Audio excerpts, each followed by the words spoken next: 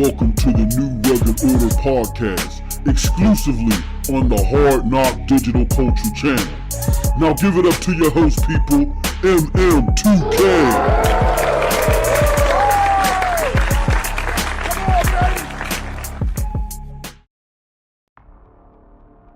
Yep, are we unmuted? Yo, we're unmuted. Oh my God, it's the miracle, Cold Blood. What's up, everybody? It's your boy MM2K and your homie Cold Blood Sensei of Geeks or whatever, you know, MM2K game and all that great stuff. And we're back again with another episode of NRO Podcast. This is the podcast where we talk about AAA genre-defining gaming, what's going on, what's the latest news in that competition, who are the big shakers and move makers there, what are they doing, what are they hiding from their communities, how are they trying to go third party. No, we talk about all that stuff here at the end of the week, and we got a hell of a show for you this week. We can't wait to get into it, but before we do, let me spot check my partner in crime here, Cold Blood Sensei. Cold Blood, how are you doing today, my friend? Awesome. But finally, we played some Helldivers, like we promised. It's a good live service game for Sony. Mm-hmm. Maybe the next games might not suck so much. After all. Yeah, maybe, yeah. So if they can get the matchmaking together, maybe they won't be so damn bad. You know what I mean? But no, that's what's up, everybody. Thank you again for joining. We, just so everybody's aware, we're live on not only YouTube, but we're also live on Kick. So join us on Kick because we are wrist locks for all, says Doc Dark is a legend for that picture. I'm buying the studio album as soon as it hits. Sean, are you getting Helldivers?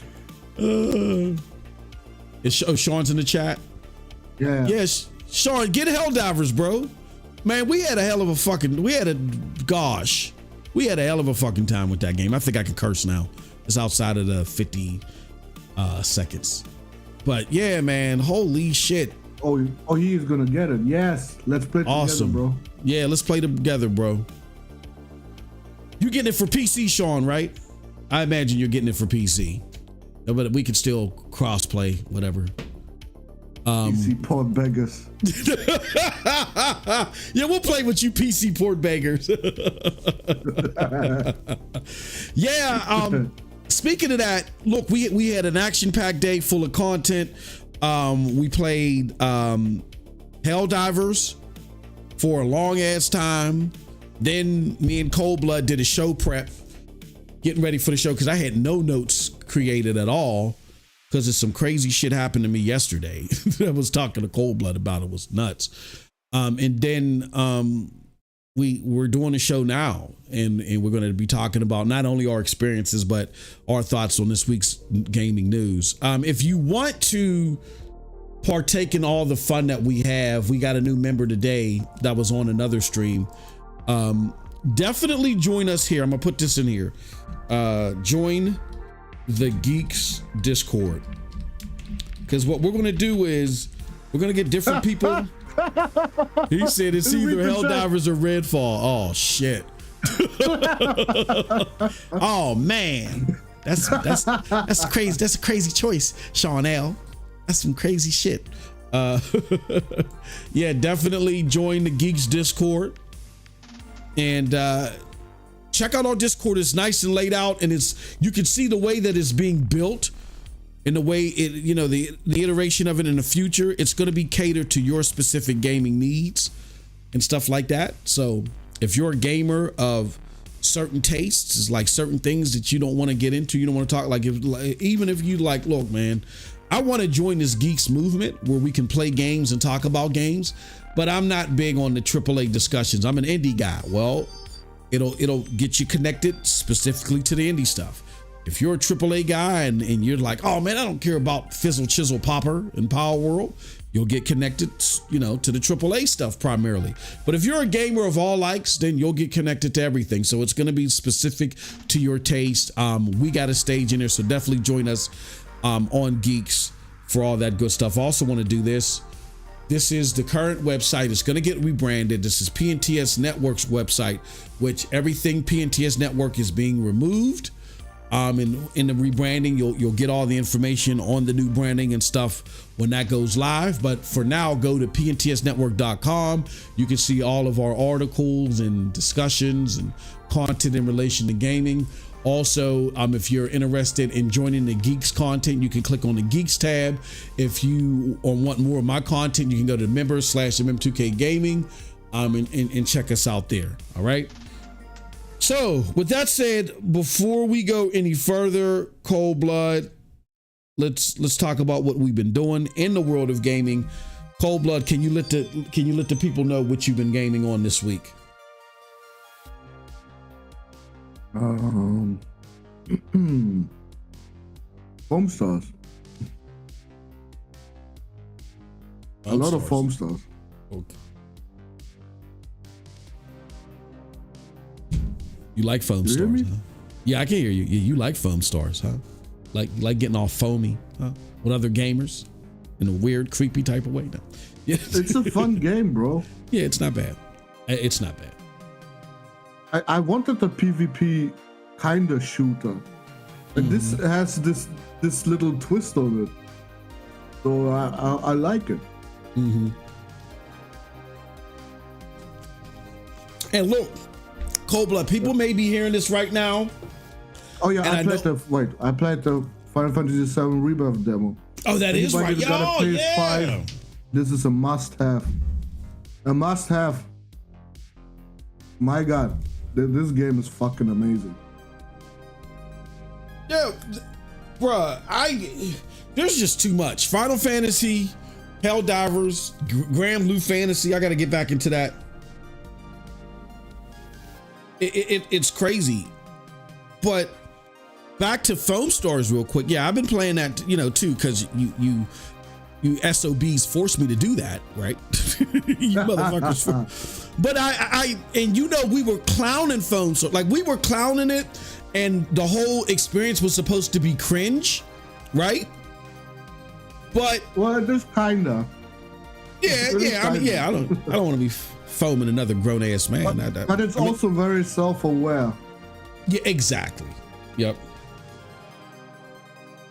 I don't mind the game. That's what I'm trying to say. I don't mind the game. It's not a disaster to me. Now, there are some reviews and some opinions of the game that are out right now, and we're going to talk about those, but we got gameplay up here on the freaking channel. Like, we're not capping it. The game is not horrible. It's not bad. Like, I was ready to do another stream yesterday, but some shit happened. So yeah, I mean, if you're into shit like that, a very polished live service game. Yeah, it is. Like, Cold Blood, have you ever played Splatoon? I haven't. I was just curious if you've played it. I think I played the demo once. Okay. I mean, in comparison to Splatoon, because Splatoon is boring. Splatoon is absolutely boring. You have the same ability on every character. At least Foam Stars has this kind of Overwatch style where you have different heroes. Yeah, exactly. With different abilities. I mean, I guess it's more balanced in Splatoon because everybody's the same, but come on, I'd rather have someone shooting some absolute ridiculous shit than just everybody having a gun and being able to surf on the fucking goop that they shoot out of their asses or whatever. They're squids, right? At least in Foam Stars, they don't shoot it out of their ass. At least you don't get butt shot in Foam Star. Yeah, you don't get ass secretion all over you and folks. Yeah, but I don't think it's a bad game. It's not a bad game. Any other games, Cold Blood, that you care to talk about that you've been playing?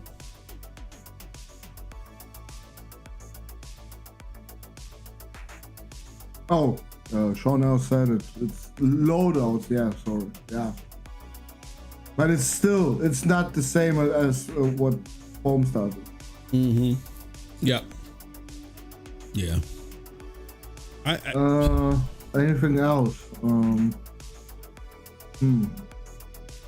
Shout out to Ubisoft to Shadow Drop Skull and Bones. So you're gonna be diving deep into Skull and Bones? Hell no. No. People Sean, are playing. I beat it already. It's awesome. He said, when did you beat it? No, I mean Grand Blue Fantasy. Oh, Grand Blue Fantasy. Oh, okay, yeah. My only complaint really with Grand Blue is it's too fucking short. Okay. The main story is too short and it relies too much on the end game. Can you talk about it a little bit? Let me take this real quick. Hold on. Well, what is there to talk about? They really chewed off more than they could, I guess. Made the main story only 25 hours, 30. And then the rest is just doing questing. I mean, the 30 hours I had with the main story was awesome. Sorry about that. That was my wife calling me while I was live asking stupid questions. Go ahead. The end game can be repetitive. Because I would now imagine. you're just doing missions, nothing else. Yeah, that's I would imagine that. I didn't see that in a game like, I don't see it in a game like Grand Blue Fantasy. I didn't expect there to be all this open world, vast areas and missions that you would be doing. I didn't think so. However, I mean, we could talk about it, because I think it's reasonable to talk about in the discussion. I mean, well, the discussion that we're going to be having about foam stars and Helldivers is more centered around live service. But when we get to that point, we could talk about, like, was it worth 60? You know, because of that. Maybe yes. So. Yeah. The 60, yes, absolutely. It was priced how it should be. Yeah. I'm enjoying the hell. Not $70. Hell no. Yeah. For $70, you gotta be a little bit more next gen with everything. Yeah. I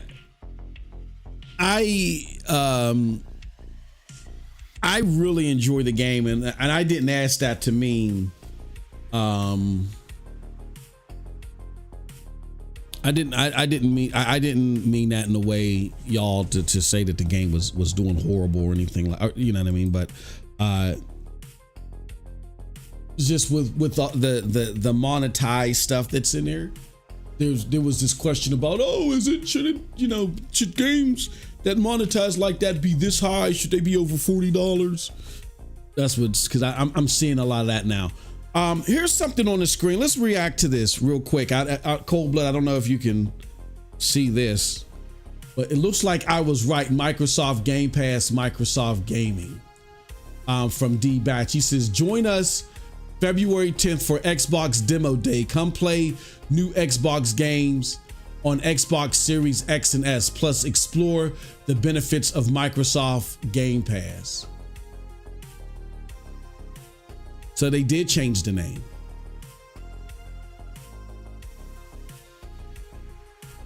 I don't know. Or maybe this was, somebody saying, D, this was a mistake. I don't know. No, this is from GameStop. Oh, is that from GameStop? Oh, is that the GameStop ad that everybody was talking about? Okay. I think so, yeah. Oh, okay. I didn't know if this was something new. I should have known better with D-Batch. I should have known better with him, but we'll leave it at that. Okay. So I thought he had came across something new. look at him. Have you no shame? You see, he acts like somebody will actually believe that BS. He can shake years of RDX failures in the blink of an eye. Oh, they are clouding him in this chat. Oh man, this dude is crazy. Anyway, okay, all right. So more of a nothing burger. All right. Well, with that said, yep, I've been playing pretty much the same things. Cold Blood has been playing, except for Final Fantasy VII demo. Didn't get a chance to play that yet. I'm gonna try to sneak that in over the weekend if I can. All right. Big topics, y'all. Let's start it off. Wait. Oh, go ahead. Wait. Sean asked you something. He says, how do y'all feel about microtransactions in games? I don't mind them.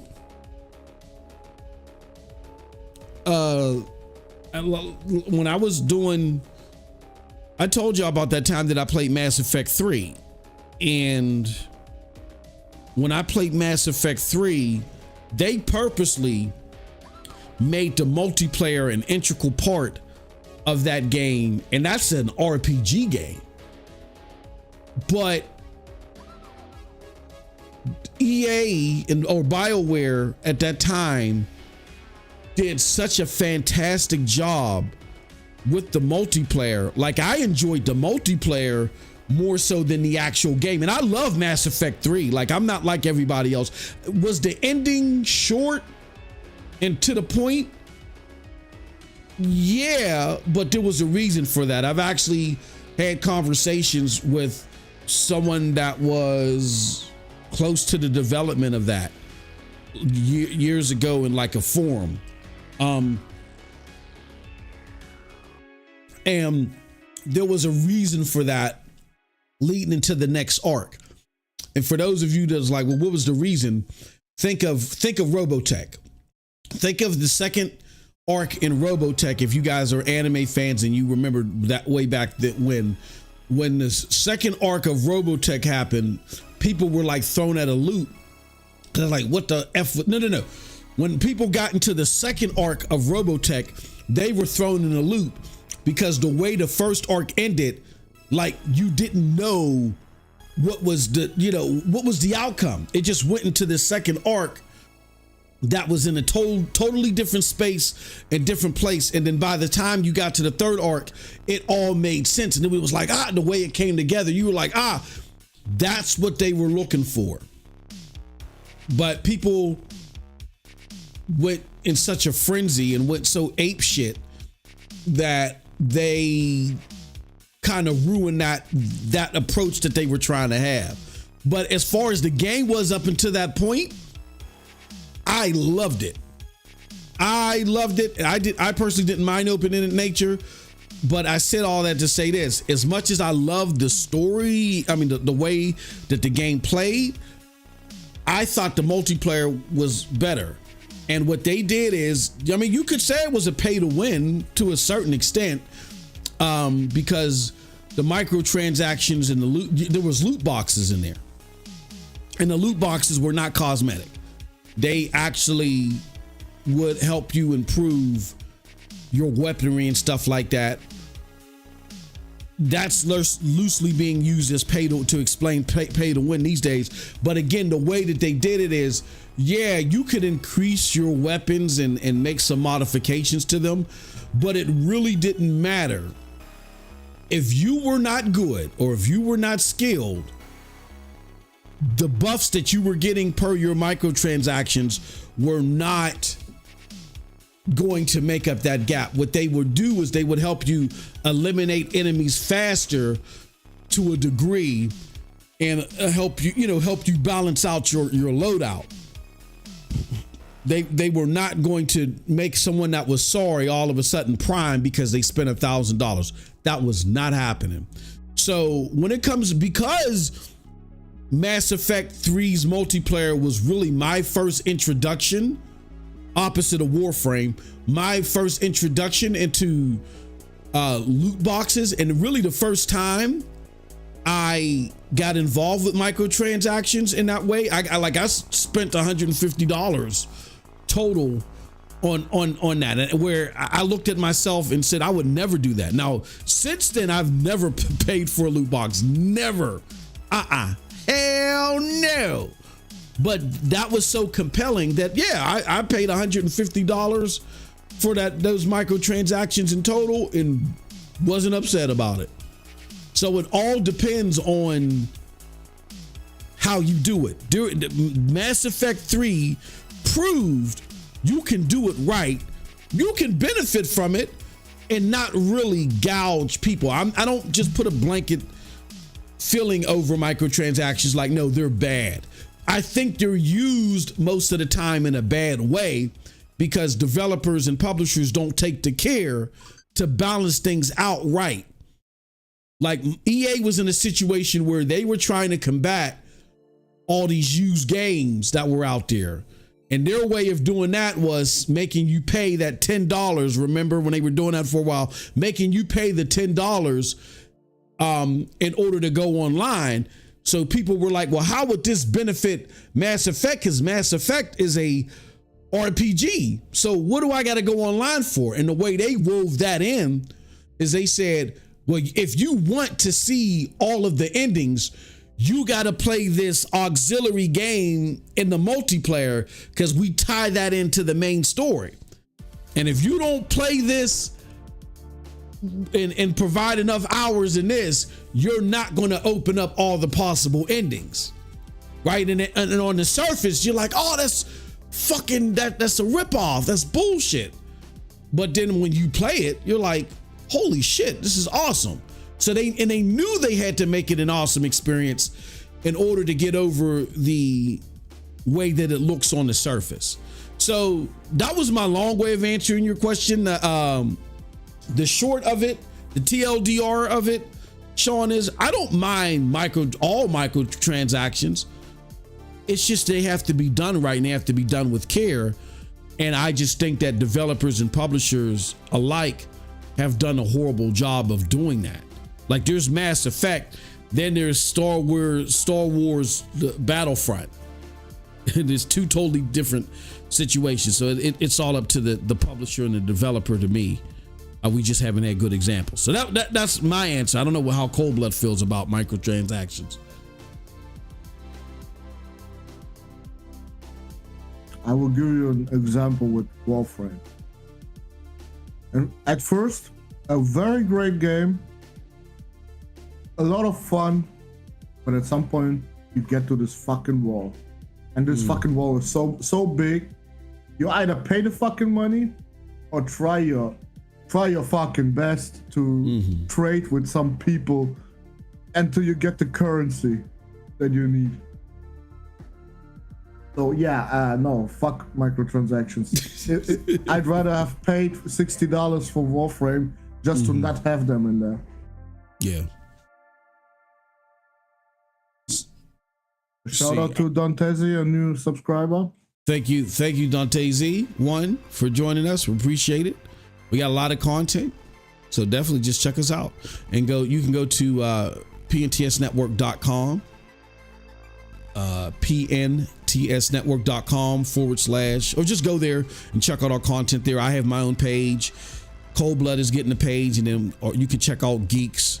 That's our game community effort. Our hub is called Geeks. Definitely check us out there, and you can join there. Appreciate it. No, I can't argue with Cold Blood. I understand where he's coming from. I just don't like it. Sean L says, what Warframe you playing? The Warframe that came out 4 years ago or something. I don't know.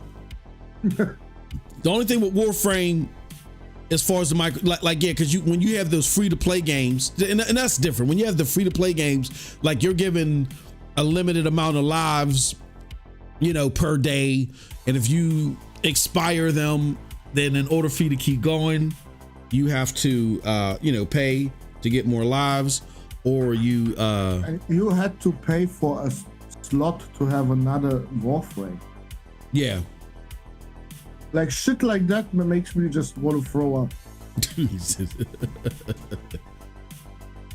You know, where Mass Effect's microtransactions were more like balancing stuff, like to make your weapon shoot a little bit more faster. Yeah, give them a little bit more punch and a little bit more power. But you had to have the right loadout. They balance your loadout a little bit more. Like they help, you know, if there was a specific gun that you liked, but its original attributes weren't the greatest, okay, they gave you stuff in the loot boxes that would help you balance out your stuff. But you still had to be good. If you weren't good, or if you didn't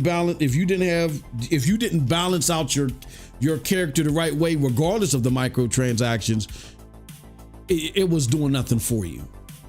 There was no amount of money that you could pay to compensate for your poor skill set. You had to be good at that game. And to this day, I could really. That's why I don't really play the legendary edition or whatever the fuck that is that came out recently. I don't play it because it doesn't have the multiplayer. Like, it's pointless to me. So, he says, I'll teach you the way. He says, y'all got to run with me. Geek to Sneak is back. Geek to Sneak is here. What's up, brother? Good to see you.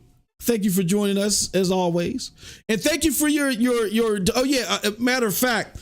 So, shout out to everybody. Thank you very much. You may see the donation page here, and trust me, the donation page the donations and stuff don't go into my pocket and I go to Red Lobster or the Sizzler and go to some buffet and fatten myself up. They actually go to take care of the stuff that is used to run the platform and or to get games so we can play them for y'all. Prime example is Helldivers 2, and I want to thank y'all. I want to thank the community because we was like, look, man, we kind of stretched ourselves thin with all these games recently, and you know, Grand Blue Fantasy was the tipping point. We would love to get into Helldivers 2 for y'all and give y'all our assessment of the game and let you see it up front, but we may need some help. And you guys answered the call. There was something going wrong with the bot and the links that it would give y'all to donate or whatever. So I fixed that real quick. But people had to go to CashApp instead of being able to go to Streamlabs, which I know is a lot easier for y'all, but hopefully that'll get fixed soon. And we went to go check our shit. And here, there was donations in the Cash App, and we say thank y'all very much. To thank everybody, again, we're going to go down the gambit. Sean L, Purple Haze, Geek to Sneak, K Meal, and LB. Thank y'all, man. It was because of y'all we were able to get Helldivers. Appreciate it so much. Thank y'all for the support. We're going to do something. I'm going to create like a ticker for the PayPal payments, because PayPal or Cash App is a different thing. So if it's not run, if the donations aren't made through the Streamlabs, which are connected to PayPal, they're not connected to Cash App, but they need to change that. But if you don't make the donation through Streamlabs, it doesn't record it automatically. So I gotta create something manual, which I will do. So we'll have a ticker for everybody that's shown us support and love, through those means as well. But yeah, it goes a long way. Everything is reinvested back into the platform. So we want to thank y'all so much for that. All right. Devil Shooter says, did new Xbox third-party news drop? No, I thought something had dropped earlier, Devil Shooter, but it came via D-Batch. I should have known better. But they're tearing him a new one in his thread for it. Sean L says, watching you get your ass kicked. He said, watching you get your ass kicked is worth the money. Sean L says, I'm gonna start calling you out in the Discord. Yeah, we're gonna start definitely, because we had a great time. We had Devil Shooter, who's in the chat now. We had Lavon Kaysen. It was me and Cold Blood. And we was all shooting the shit while we were playing Division. While I was playing Division 2. I want to do that with Helldivers. Or I want to do that with Foam Stars or whatever the hell we're playing. I want to do that more often and you know, break that wall down with the community. So whenever we're doing that, definitely, that's why we want you guys in that Discord, because that's going to be our haven for when we connect. And we got a new member in the Discord today, so we're going to be running Helldivers with him too. You know what I'm saying? He sent me a Cold Blood friends request, so I'll be signing up and we'll be playing with them too. So, all right. With that said, all the pleasantry, screw all the pleasantry. No, shout out to everybody. Thank you for the support. Now let's get into today's show. Cause man, oh man, oh man. There's a lot of shit today, Cold Blood. Or been a lot of shit over the last week or so. Let's talk about it, man. Let me put it up here. Make sure I got the link up here. Geek the Sneak says just create a Patreon. Yo, I have a Patreon, Geek. Patreon is a matter of fact, before we did the show, we did Patreon here. Here goes the Patreon right here. I'm gonna put it in the chat. Patreon.com. Oh shit. Patreon.com/PNT. And it's also in the description tab too, PNTS Network. It says PNTS Network right now, but it's really, it's mine. Because there's not going to be any more PNTS Network. So everything that was PNTS Network is going to be absorbed, and it's going to be for the MM2K gaming brand.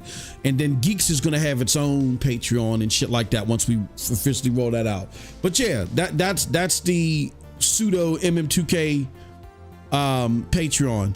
And we got all types of content in there, bro. Like me and Cold Blood just did we did a show. We did a pre-show. So if you want to see the pre-show, be a Patreon member. I got mad content in there every week that you guys never get to see. That's where the secrets are being told. Yeah. Actually, we told, yeah. We can't say live. Yeah, we can't say live. Yep, I'm glad you said that. Actually, something that was of discussion that Devil Shooter brought up, which was the new Xbox news, right? What's going on with Xbox? We talked about something that wasn't discussed publicly. We talked about it there in the Discord. I mean, not in the Discord, in the Patreon. Check it out. You'll be shocked. Like, holy shit, you'll be shocked. We're just sitting back with I mean, there's a lot of stuff that I've been informed, but I've been sworn to secrecy, but it's something that I felt like was safe enough for me to confirm, because Cold Blood asked me a great question. We confirmed it is for... Devil Shooter says he wants to join us. You want to join the... Oh yeah, I would have to sit that foam store. It was the game of the year so far. Yeah, I'd have to go in there and try to... How about next week? Devil Shooter, can we do that? Can we set it up for next week, brother? Because you're in the Discord. Can we just have a show for everybody with open mic? Yeah, we could do an open mic show. Okay. Or we could, yeah, or we could make it. And the roast should stay me, you, and maybe what's his name? Lo-Fi. Lo-Fi, yeah. Yeah, we could do like an open mic segment or something like that. Like do that on a Monday. Yeah, that's not a bad idea. Well, yeah, we'll talk about that. But yeah, Devil Shooter, just make sure you hit me up and then we can work all that out, because I thought I knew how to change some things in this Discord, but I just discovered earlier that I thought I gave Cold Blood access to something and it got all screwed up behind the scenes. So I don't want to mess up anything anymore. I got to talk to Lo-Fi when he gets free. But yeah, definitely shoot me something so I can run it to Lo-Fi. That's the guy that works on the Discord, and we can, set everything up. But yeah, definitely. No, we'll break down that wall too. We'll do like an open mic show. He said, said that Foam Stars was his game of the year so far. All right, let's do this. Let's get into the content for this week, and let me show you guys for this. This is from The Standard. And it says, rumors grow about Xbox games porting to PlayStation 5. Rumors suggest Starfield, Hi-Fi Rush, and the new Indiana Jones game could all be coming to PlayStation 5. Xbox is expected to reveal the fate of its war chest of exclusive games at a pivotal event next week. Rumors have been swirling around for months that Xbox owner Microsoft is about to share its biggest titles with console rivals Nintendo and Sony. Games that currently need an Xbox or Windows PC to play, including blockbusters like Starfield and Sea of Thieves, are being considered for the PlayStation 5 and Switch, reports have claimed. All right. After what seemed like an age, Xbox has finally addressed the elephant in the room. In a tweet, Xbox head Phil Spencer said that it would share its vision of the future of Xbox at a business update event next week. Possibility of multi-platform strategy has sparked fierce debate online, where some of the more polarized parts of the gaming community have taken sides in what they call the console wars. In this toxic arena where fans regularly belittle their opponents, some are now claiming that Xbox has given up the fight to PlayStation. This publication reads, some gamers have even gone so far to sell their Xbox in anticipation of Microsoft's armistice with Sony on the basis that they don't see the point of owning an Xbox if its exclusives will be available elsewhere. Still, some may be jumping the gun. After all, the reports relate only to a handful of games, among them Hi-Fi Rush and upcoming Indiana Jones and the Great Circle. Meanwhile, Starfield is rumored to land on PlayStation 5 following the release of the Shattered Space expansion for Xbox and PC. Considered the Sea of Thieves is 6 years old now. Its jump to PlayStation may be intended to give a much needed player boost. More broadly, Microsoft has made no secret of its multi-platform strategy for Xbox game. Its top brass have suggested that some first-party titles will eventually come to rivals. Regulators overseeing acquisition of Activision Blizzard also pressured it into giving the cloud gaming rights to studios output to Ubisoft. The mega deal also meant Microsoft was now a publisher of games on PlayStation, not to mention the mobile games giant. There's a lot here, but I think that's a fair assessment of what's going on. Again, to repeat what they've been saying, it's Indiana Jones and the Great Circle, Doom Year Zero, Microsoft Flight Simulator, Halo Infinite, Pentiment are some of the games that in 2024 of this month have been rumored may release on PlayStation. So along with Sea of Thieves and Starfield. So let's get to our questions, man. I want to start with Cold Blood on this one. Cold Blood, how bad for the Xbox brand would this be if these rumors are true? According to Ubisoft, it's going to be fine.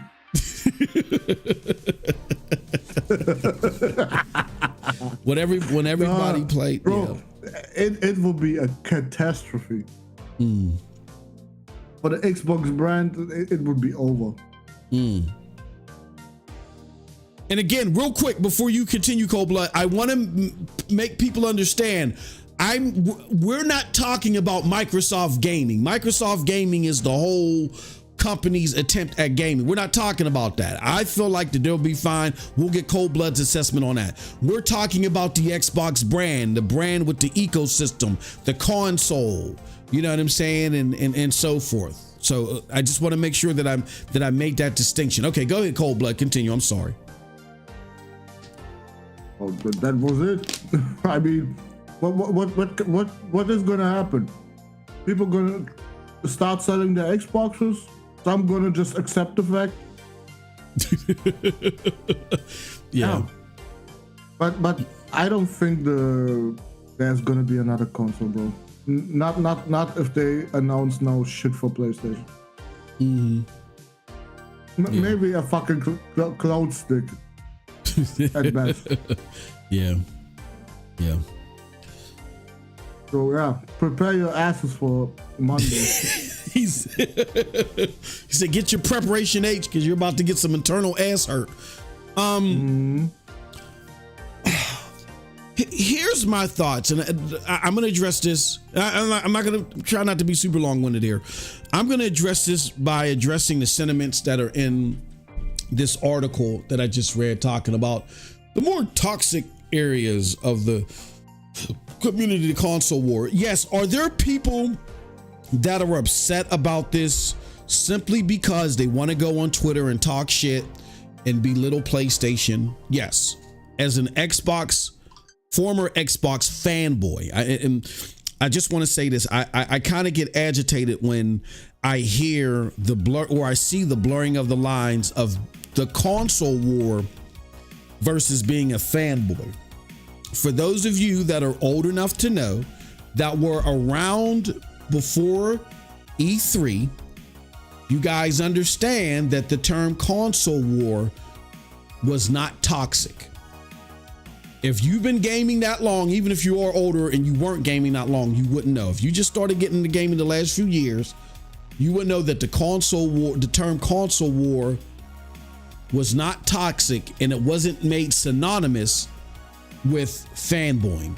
The console war is just specifically the observation of the competition between the AAA platforms, how well they're doing, you know, and the content and the stuff and the software that they provide, and their means of competition. Because of the console war, the console war had nothing to do with belittling people or, you know, death threats and being taught. It had nothing to do with that. As a matter of fact, because of the console war in its purest definition, the ESA created E3. Why? Because they wanted to help console makers in the console war, competing with each other, to be able to meet with retailers, show and market their products, and present them on stage. Executives even got on the stage at E3 and mentioned the word console war by name. So the console war was just basically setting up our booths, comparing what we have to our competitors, and the evaluation of how well we were doing, right? Because within the console war, because of the war of consoles and the market, games were being produced. Great games would be produced, sometimes not so great games. So what was being produced because of this? Because we all understood that the battery in the back of a lot of these great AAA games and experiences were the need to sell your console. So you got to have great exclusive content to it, right? So that's what the console war is. What they're talking about, which gets blurred and gets misappropriated in today's gaming landscape, is fanboying. That's when, okay, because I bought this box, it's the only box that matters. If you bought that other box, you suck, you're stupid, you eat your ice cream out of a toilet bowl, you know, all that silly stuff. That's the fanboying stuff, is the toxic part. So I just wanted, for those of you that are new to gaming, I just wanted to make sure that you understood that the console war in its purest original definition, before it got misappropriated, was just simply the evaluation and the observation of the competition between the console makers and the products that they put out there and who was doing what.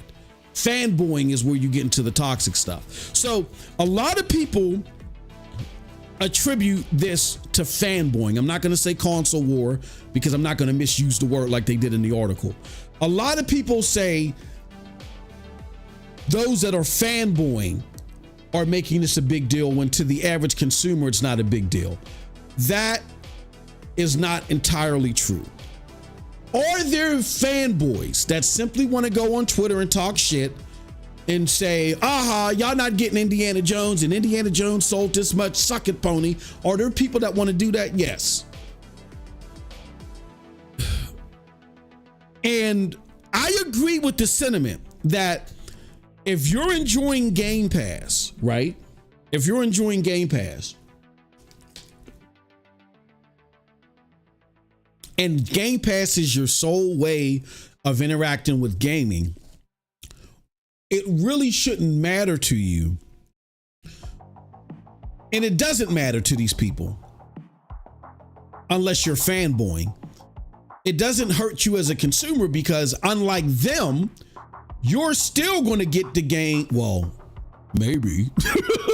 Let me put a big maybe on it. But as things stand right now before Monday, you're still going to get the game and a subscription service day and date, where whether it remains to be day and date or not, they don't have access to that subscription service unless they have an Xbox or PC or some other device that plays it. Like just simply having a PlayStation alone, you're not going to get access to Game Pass. So as a Game Pass subscriber, you're getting the game presented to you in a different way that a pure PlayStation or Nintendo Switch owner is not getting. I agree with that sentiment. However, every single gamer that's upset about that is not fanboying. Here's why.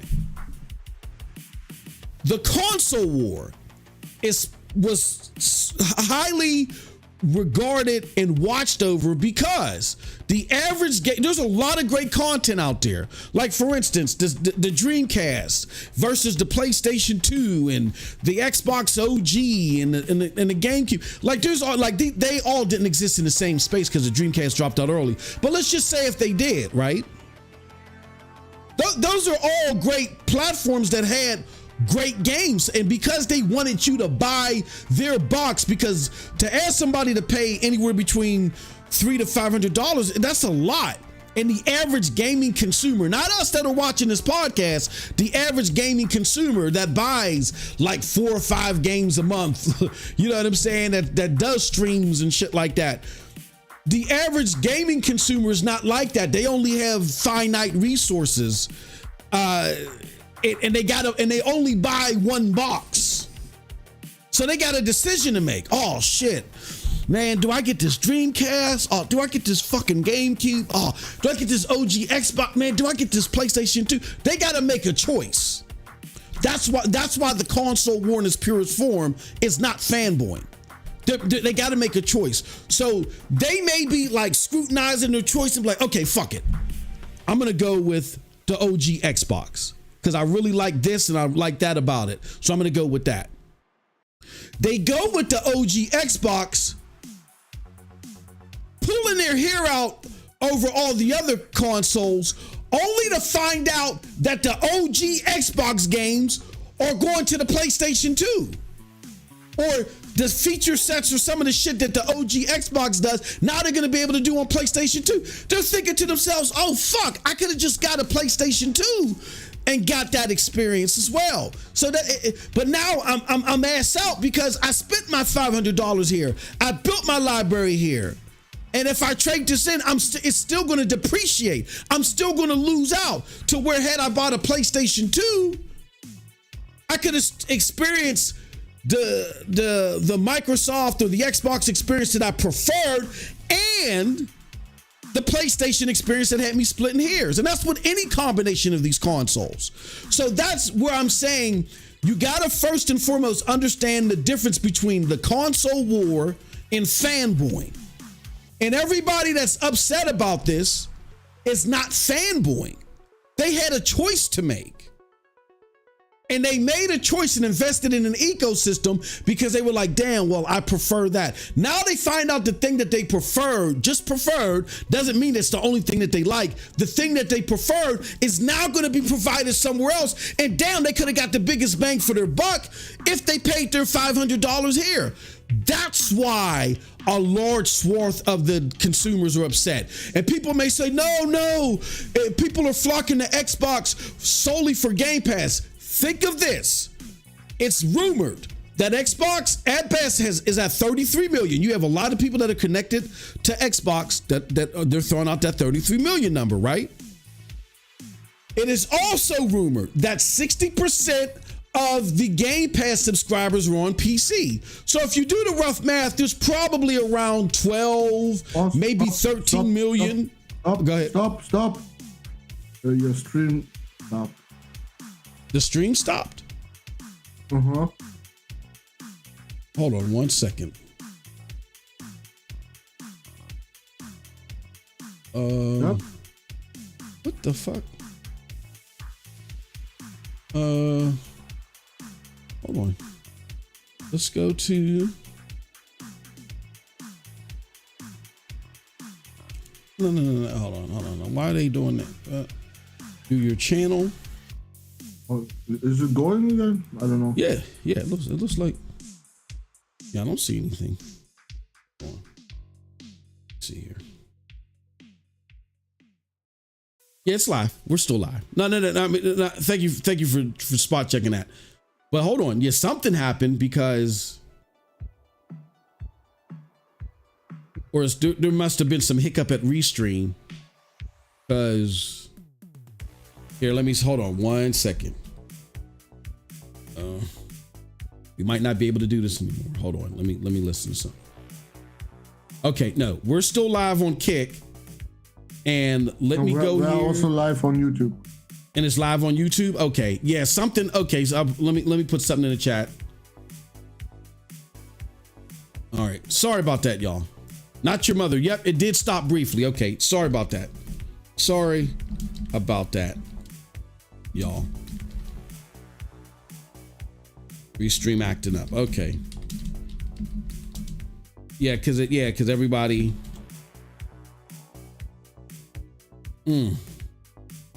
Well, that sucks. Yeah, we might not be able to use Restream anymore if it's going to do that. And who's watching us on Kick anyway? I think we got some people on Kick the other day. When I looked at it, yeah, it wasn't a whole bunch of people. One. I think we got some people on Kick. I think we had we had 3 out of the 10 or whatever. But sorry about that, y'all. Appreciate it. Appreciate for your patience. Sorry about that. What was the last, if y'all can tell me in the chat, what was the last thing I was babbling about? I think I had mentioned that just basically that's how people are misappropriating the anger that's here. I'm not concerned about the people that just are angry about this because they want a fanboy. That's the proper term. It's not console wars, fanboy. For those that want a fanboy and be like, oh man, well I can't talk shit on PlayStation if the games end up there. Oh, phooey. Or the dumb shit that you're hearing. Oh man, these games are special. They don't belong anywhere else. No, that's stupid. A lot of these, I'll put it to you like this. A lot of these content creators that are crying about this like they're affected personally, it's a bunch of hogwash. It's a bunch of fucking bullshit. Why is it hogwash and bullshit? Because y'all asses are out there giving them super chats. You're out there paying for them. You are paying for them to go to Red Lobster and shit. So they got all the fucking consoles in a fly ass PC. This is not going to affect them at all.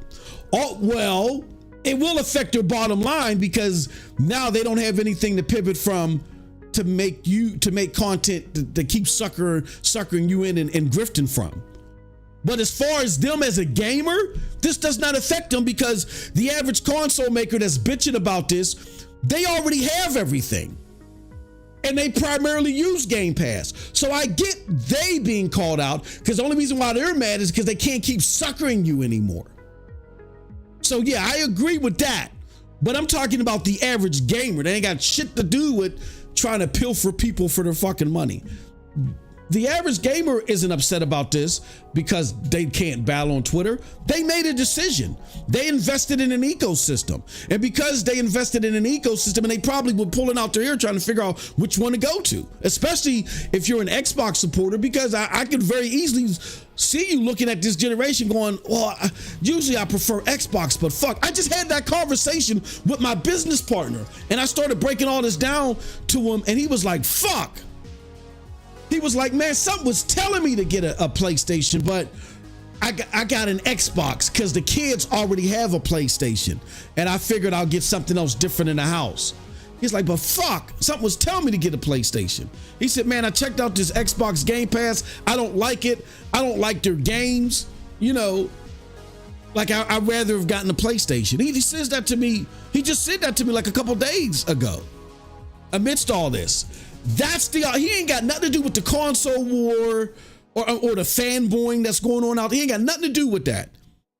He ain't listening to no podcast, none of that shit. He's just a regular consumer.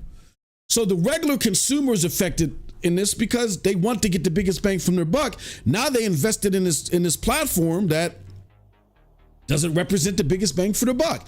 And the assumption that everybody is going to, it is primarily on Xbox for Game Pass, that's wrong. Again, when you crunch the numbers, it's like anywhere between 12 to 15 million likely on consoles out of the 30 to 33 million, right?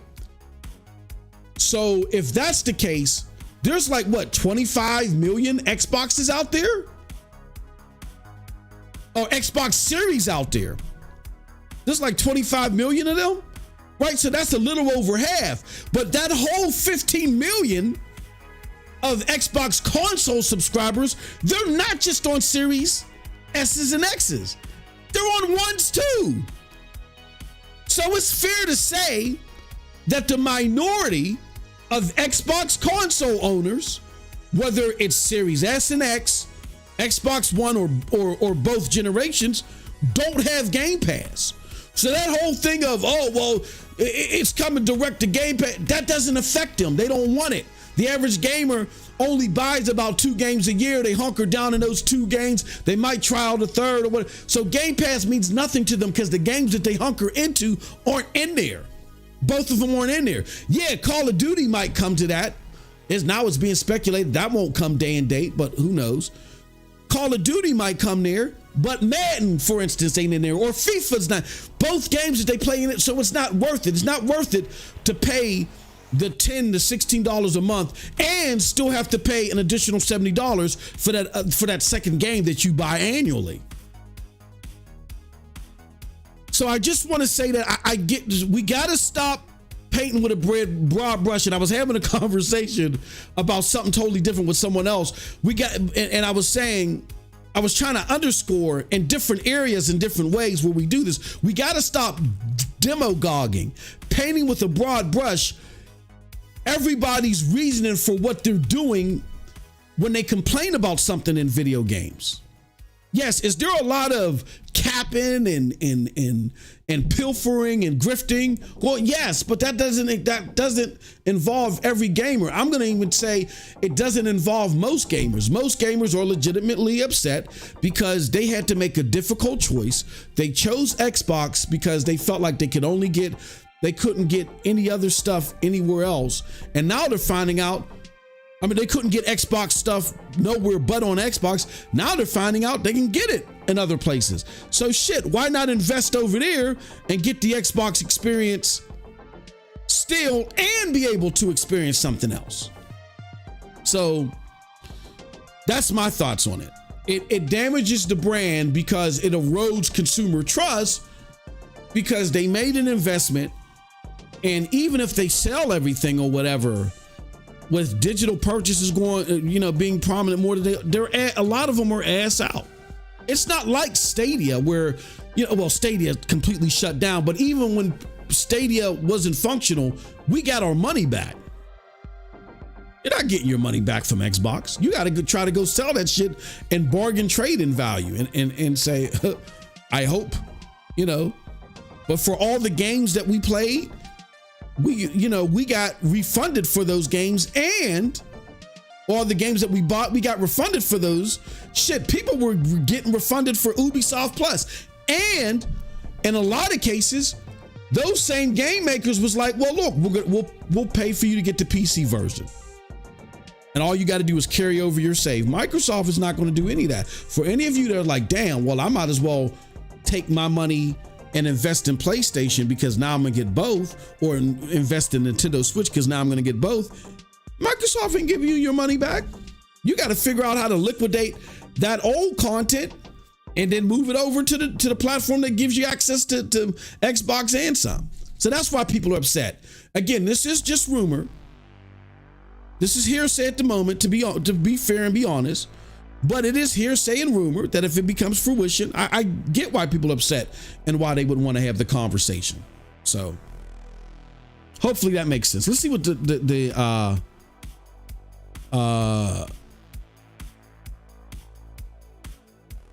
what the chat is saying. It says, Sean L says, damn, that's how you feel why console war exists. Cold Blood says, I always had no love for Kick.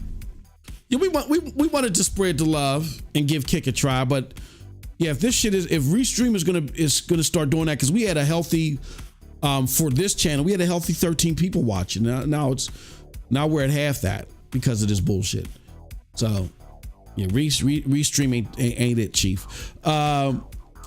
He says, but they got to find a way to earn the coins. So should they then keep games from Game Pass for a month or two, launch and keep games on Xbox or share with others? Well, that leads into the next question, which I'm going to point towards Cold Blood because I said enough for long enough. Cold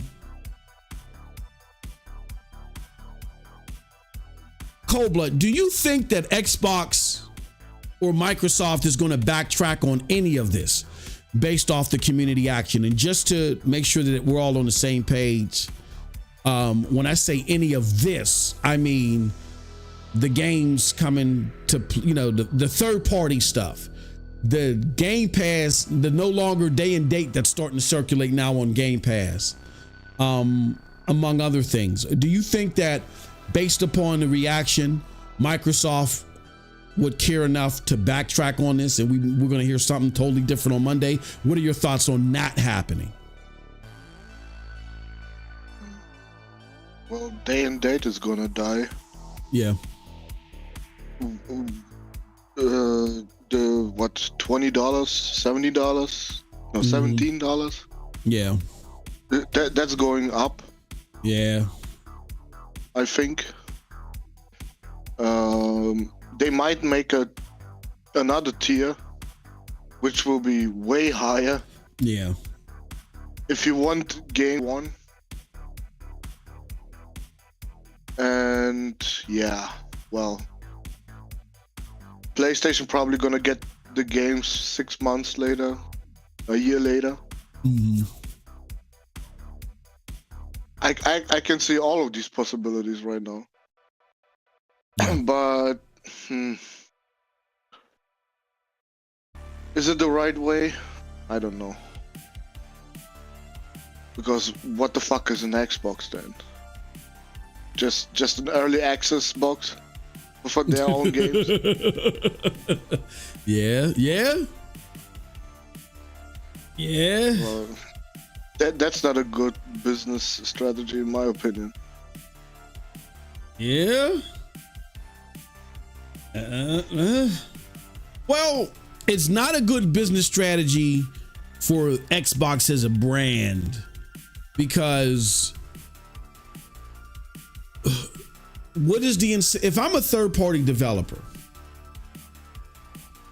what is really my incentive? Opposite of free to play, what is my incentive in selling my game on your console?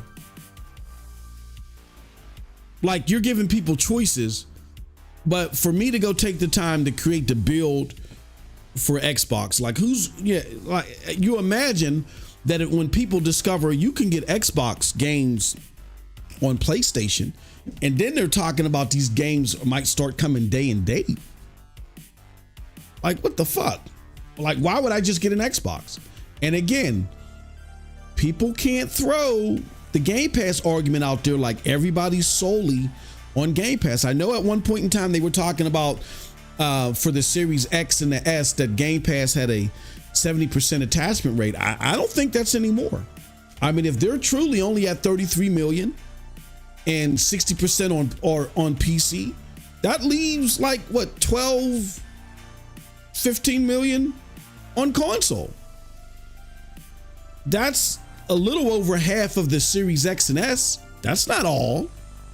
That's vaguely most, but then you would have to assume that all the console Game Pass people are on a Series X and S. I would say the majority of the Xbox consumers still have Xbox Ones. The majority of the consumers are on Xbox One because a shit ton of them were bought during the pandemic. So it's fair to say that maybe most of the Game Pass people on console or on Xbox Ones. I think it's fair to make that assessment. And if I'm one of those that don't care about Game Pass, doesn't speak to me, what is my incentive for staying on Xbox? So, yeah, I totally agree. It's you know, unless it's free to play, unless I'm Fortnite, Apex Legends, I think Roblox is free to play, but any of these free to play games, if I'm not free to play or already owned by Xbox, what is my incentive for coming to the platform or coming, you know, to the dongle or I'm with Tim Dog. Tim Dog said that based upon this information, they're not going to make a brand new hardcore console that's, you know, going to set them back. Like they're going to make something that's cheap, you know, cost wise, that will put them in the green, will put them in the black day one. You know what I mean? Meaning that like when they're not at a loss when they sell this console. That's what I'm hearing. And so that's a dongle or maybe they can create this handheld thing that docks like a Nintendo Switch. Maybe they make that and they can make it at a low cost, because there is no incentive anymore in making a console or creating hardware that puts you at a loss. So, well, with that said, here goes my final question on the whole business side of this. What does this mean, Cold Blood, in your opinion, for AAA game competition moving forward? Like, for instance, do you think PlayStation is likely to get too comfortable if this is all true? And because you're hearing people like Paris Lilly, I believe, or some people suggest that PlayStation is going to rest on its laurels and they might raise the price of games to $100. You know what I'm saying? Because they don't have any competition on this space. What do you think this is going to mean for entities like PlayStation and the rest of the AAA community if Microsoft essentially bows out of the console space? It would mean GTA 6 is gonna be somehow exclusive, bro. Somehow. Yeah. That's what it's gonna mean.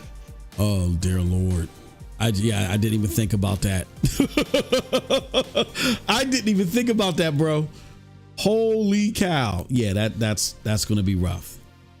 And the timing of that couldn't be any worse to do this, to have that type of impact on your console right when GTA 6 is coming out. You know what I'm saying? Because if this stuff is true, you're going to see Xbox console sales go to a screeching halt. All those potential console sales go over to PlayStation, and then Xbox is going to lose out on GTA 6 and all the potential DLC in games. Oh man, I didn't even think about that.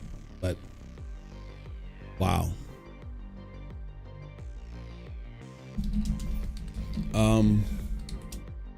Any other ramifications you see from this on the AAA gaming space, Cold Blood? Way less day one Game Pass third party games. Yeah. Yep. Yeah. Well, that is probably the biggest what do you call it? Biggest hurt piece. Yeah. Yeah. Like a Plague Tale Requiem, shit like that. Forget it. Mm-hmm. Well, oh yeah. That shit like that won't come to day one there anymore. Oh man. Not Your Mother says Microsoft wants to recoup the ABK money as soon as possible. They won't wait 6 months to put their games on PlayStation. What do you think about that, Cold Blood? They definitely won't with Call of Duty, yeah. You're absolutely right. Yeah. Yep. I've heard some compelling arguments. Like Microsoft, at the heart of it, is a software company. Now, to help distribute Windows, they'll have shit like Surface or whatever, but the Surface line is successful. It's in the black, as they say in business terms. It's not in the red. Don't get me wrong. The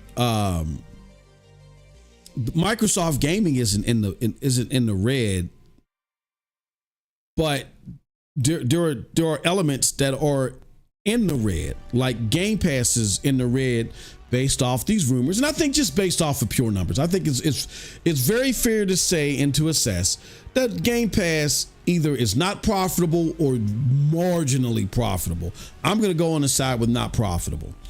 And we've heard that from a variety of sources that are like, look, out of this is what spurred this decision. There's Game Pass, and then there's the console. They're losing a lot of money on the console. That's why they had the paywall up. And this was made public. Shout out to Randolph Thor. This was made public by Randolph Thor years ago, that Microsoft had told him the reason why that they had the paywall was because to subsidize the losses that they got on the Xbox console. Because they, unlike Sony, they never was in the plus when they sold a console. They always lost money. I think there was like the Xbox Elite or something like that in the 360 era that they were in the black on. I think that was like the only console or the only console generation where they, and for every console sold, they actually made money off of it. But generally, Xbox loses money for every console that they sell, where PlayStation may start off that way, but because they're a manufacturer, they got all types of manufacturing deals and jobber deals and all other stuff, to where it's very easy for them, very quickly to start negotiating prices on supplies and things like that. And they end up in the black fairly quick, like within a year or two, or within 2 years. I mean, not within 2 years, but yeah, within 3 years, 2 to 3 years, they end up in the black with their consoles, where Microsoft generally never. So those two elements, the Game Pass and the console elements, they're in the red on, and they want to fix that. The Surfaces, they sell them because they make money, where the consoles aren't making money. And Microsoft is a software company. So we get it that when they sell a console, that provides them an opportunity to make 100% money on the games that they sell, that they make, to make 30% off of everything else that they sell on their console, including DLC and stuff like that. But if you're not selling those many consoles, you're losing money on every console that you sell, and you want a subscription service. You feel like that you need that in your business model, but day and date may not be the answer. Then those are the two things that you may start cutting significantly. You start cutting significantly your investment on the console, and your how you deal with how you market and deal with the console, and secondly, some of these perks that are on Game Pass. So, all right, interesting discussion, to say the least. Sean L says, I just keep thinking about how they view Google and Luna, their competition. They washed the comp, so now they can focus on the end game. Yeah, I think when it comes to that, Sean, I told this story a while ago, and I'm sticking to it, and because I truly believe this is what happened. 2019, I think Amazon and Amazon and Google really caught the eye of Microsoft because of this. 2019, Satya Nadella, the fourth quarter reports analysis is in, and they're like, holy shit, Microsoft is closing the gap significantly on the battle between Azure and AWS. Now, for those that don't know, that's the two companies' cloud services. Azure is Microsoft, AWS is Amazon. Satya is a cloud guy.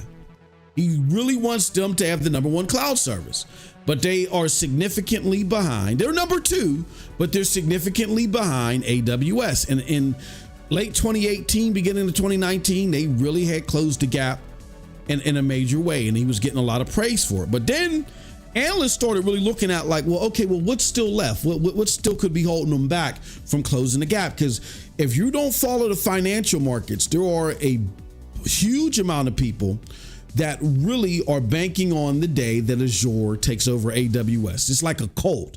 It's a cult within the market world, right? And so these cultists were looking at, well, what's still holding Microsoft back from overtaking AWS? And they discovered that Minecraft, their property at the time, because they had just purchased them, Minecraft still had a significant amount of usage based on AWS. So these cultists within the market world came back to Satya, was like, Satya, what are you doing? You could have closed this gap even further. You could make our day of ascension, the day that y'all take over AWS, you could have made that came even sooner. But y'all still got freaking Minecraft on AWS? You dummy. I mean, they were really starting to come at Satya about this. Satya was pissed. He's like, hold on. Because he wasn't really paying that much close attention to this or thought it was that significant. He didn't connect the dots and see how significant this was in the cloud battle. When he finally made that realization, he did the following things all in the fucking same year. Hear me out. He started having Phil go out there, Sean, and say, we don't trust Amazon and Google in the gaming space. Out of nowhere. Like how you sit there saying, how the fuck did he come up out of nowhere? This dude just started doing that after all this backlash Satya got. That's what started it. Then the following month, I believe in February or maybe shortly after, they closed down Mixer. Shortly after that, they removed Minecraft from AWS. Then shortly after that, them motherfuckers bought Bethesda. All this happened in the same year, bro. What is point A, him getting reamed out for Minecraft, got to do with Bethesda? Because he then started to finally realize how integral gaming could potentially be in the cloud and how much it could affect the cloud business. And the last thing he wanted was either the gap between him and Amazon getting wider because they're now getting into cloud gaming, so that's going to affect their cloud business, or B, even worse, Google, who's in third place, actually catching up to them. That's why Amazon and Google in the gaming space became important to Satya. That's when he started writing the big ass checks, bro. All this happens in 2019. He writes an $8 billion check, then what ends up sequentially being a $75 billion check, all after the Minecraft stuff. This is why I always preach this business stuff on this channel and preach it for y'all to listen. There is a reason why these execs make these decisions. Satya don't give a flying fig Newton fuck about gaming. He cared about the effects it could have on cloud gaming after he had that realization in early 2019. So that's what happened there. Now that he killed Google, who they were really concerned about, like it worse than him not catching up to AWS would have been Google catching up to them. So they targeted Google, bro. We know this. How did they target Google? Target Google? They went after Bethesda. Not only was Bethesda an early supporter of Stadia with games, but Project Orion was supposed to be a huge Stadia was supposed to be a huge benefactor of Project Orion, the frames technique software that they was talking about at E3 and other places, right? Remember how we used to decipher those APKs? The APKs, the Stadia APKs, Sean, we used to break those down and publications, and then Jack started doing it. Remember? Because it was that Project Storm or whatever it was called. Shout out to not Project Storm, the content creator, but it was Project something Storm or something like that. That was in there that we kept hearing about, and it was like, yeah, be ready for Project Storm.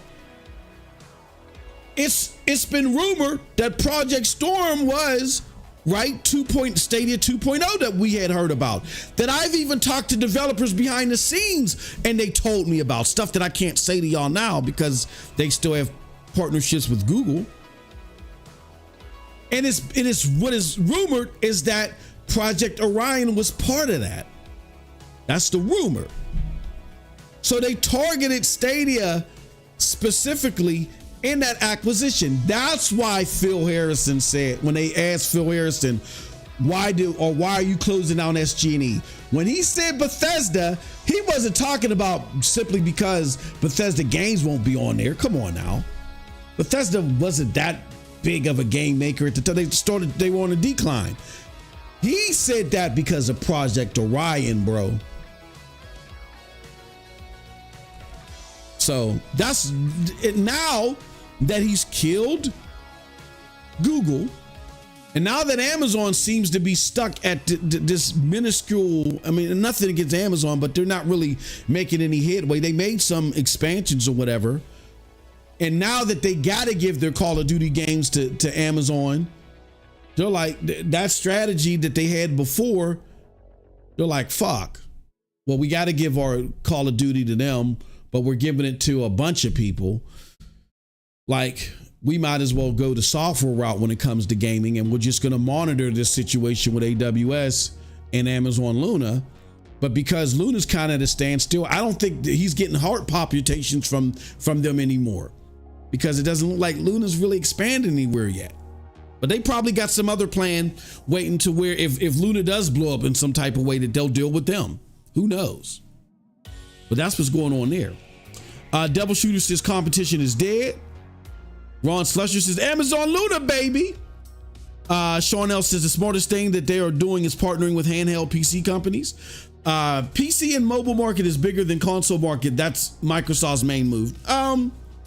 No, it's not their. I mean, that's a benefactor. That's a huge move for a huge reason for them, but that's not their main move.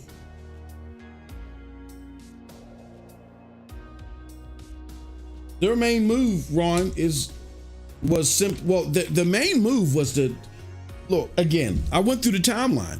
2019 was the year of reckoning for Satya because of what happened with Minecraft. They spent $8 billion on Bethesda, bro. That was the biggest game deal of all times. That had nothing to do with mobile.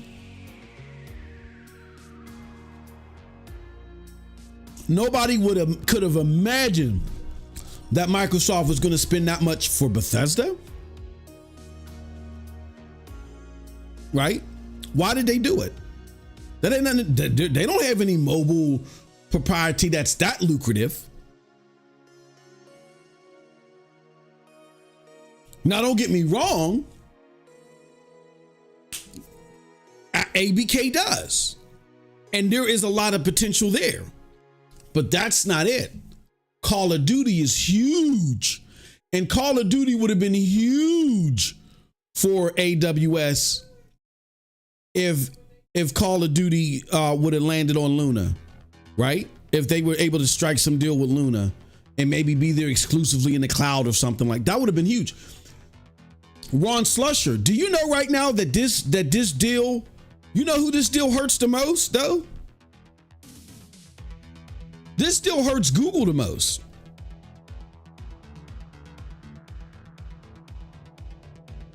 You want to know why it hurts Google the most?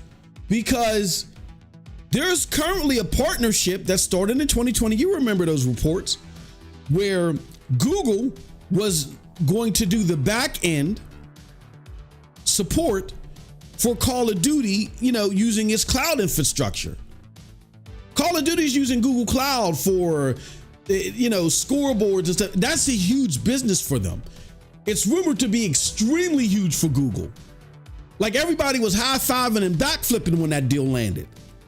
Guess what goes away now? That. Guess who that helps? Azure.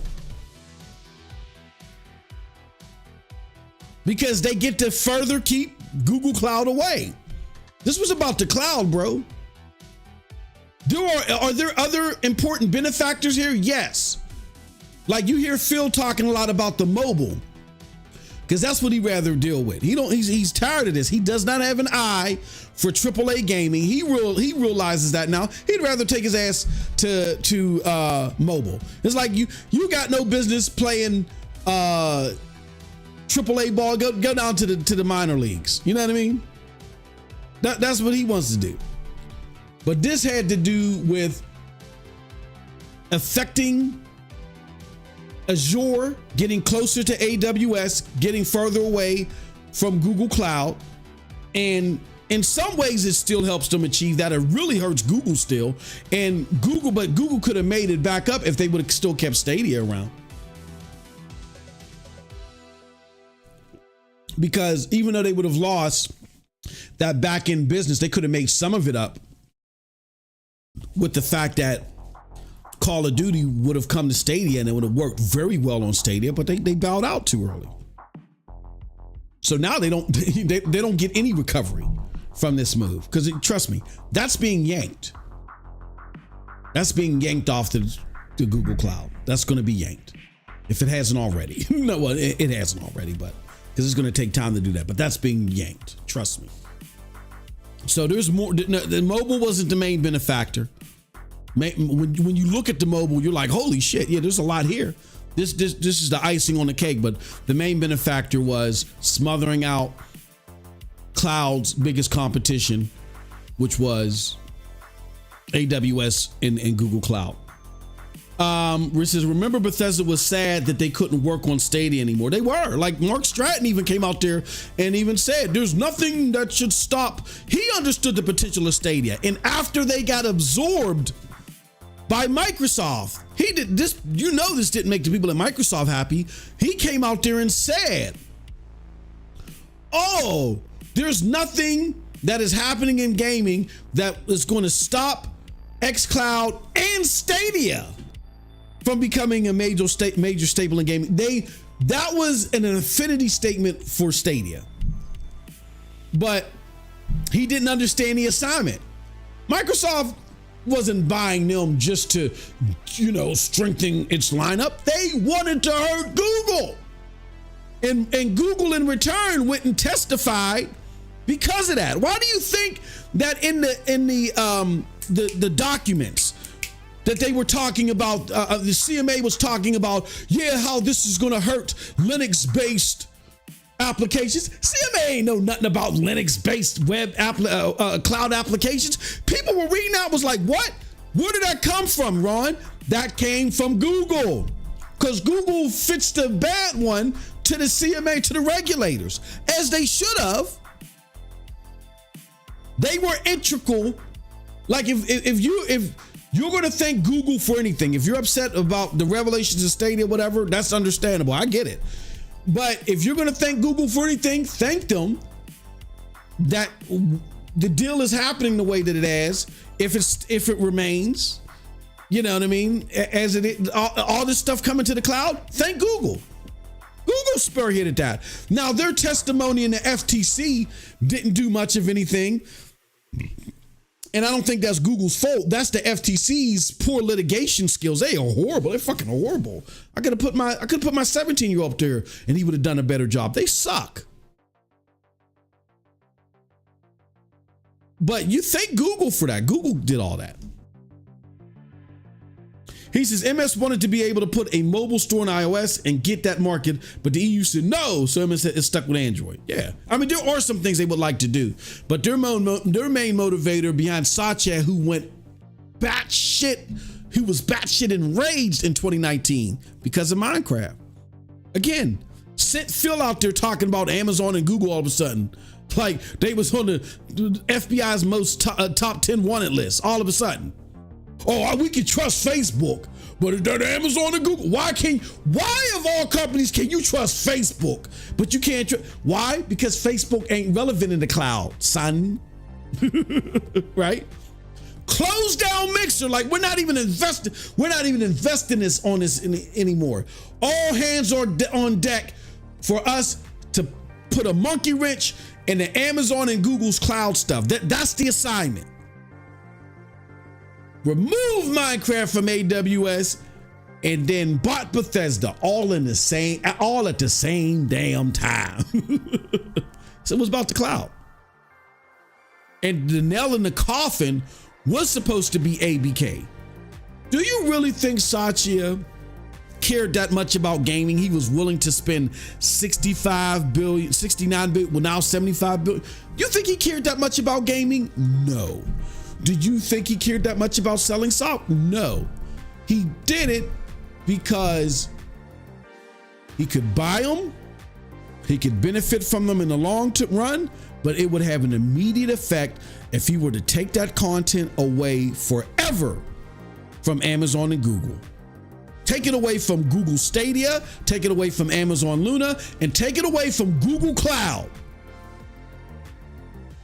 That's why that deal was done. All right. That's that.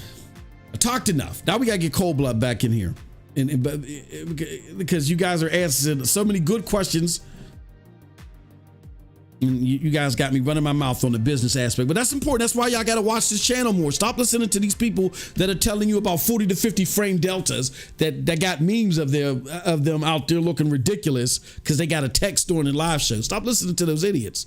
You got to come here and get the real deal Holyfield and get the true business aspect. That same content creator said Porter Rock doesn't know anything about business. Porter Rock's revelations about what's happening have been 20 times more accurate than yours. But when you guys are not the wiser because you don't understand what to look out for, and people can pull the wool over your eyes, you got to come here. All right, now let's move on to the community meltdown. Man, oh man, oh man, oh man. Let's put this on the screen. And this is our good homie, Doc Dog. We love Doc. Why did they do that to Doc? Doc did not deserve this. Major Xbox influencers pull support from other multi-platform multi-platform rumors. Cold Blood, let me ask you this story. Let me ask you this question. Sorry. Because you got content creators selling their Xbox and putting receipts out there of them being at GameStop and all of this stuff.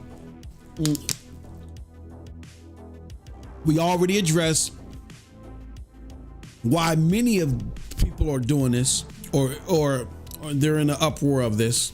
I'm not talking about the fanboys. I'm talking about the consumers that are legitimately upset. But let me even ask you about them. Let's just ask about everybody in totality. Cold Blood, do you feel that the community was betrayed if these rumors are true, or they just were not reading the writings on the wall? The latter one. Yeah.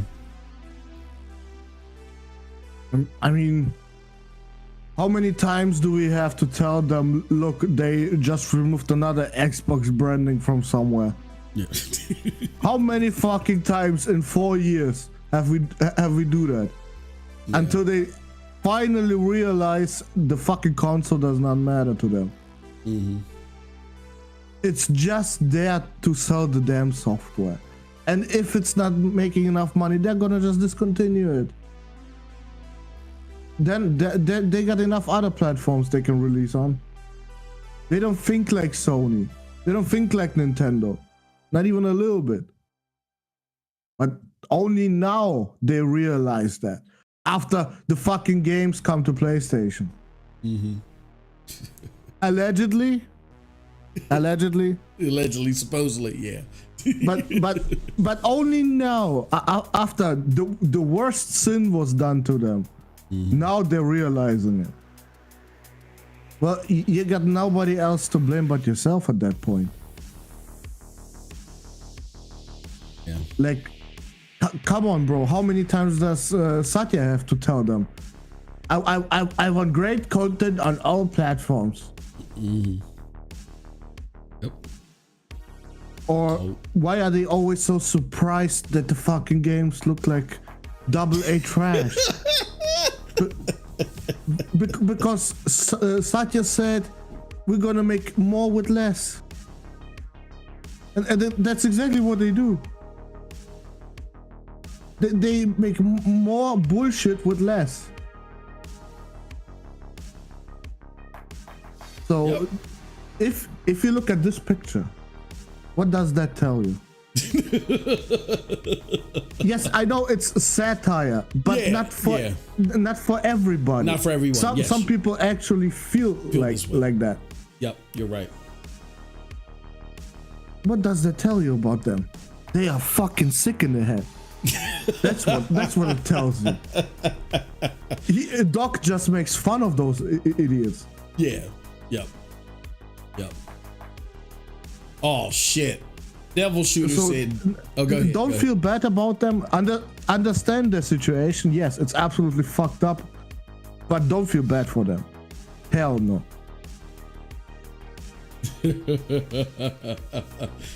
Devil Shooter says, "Doc is a troll.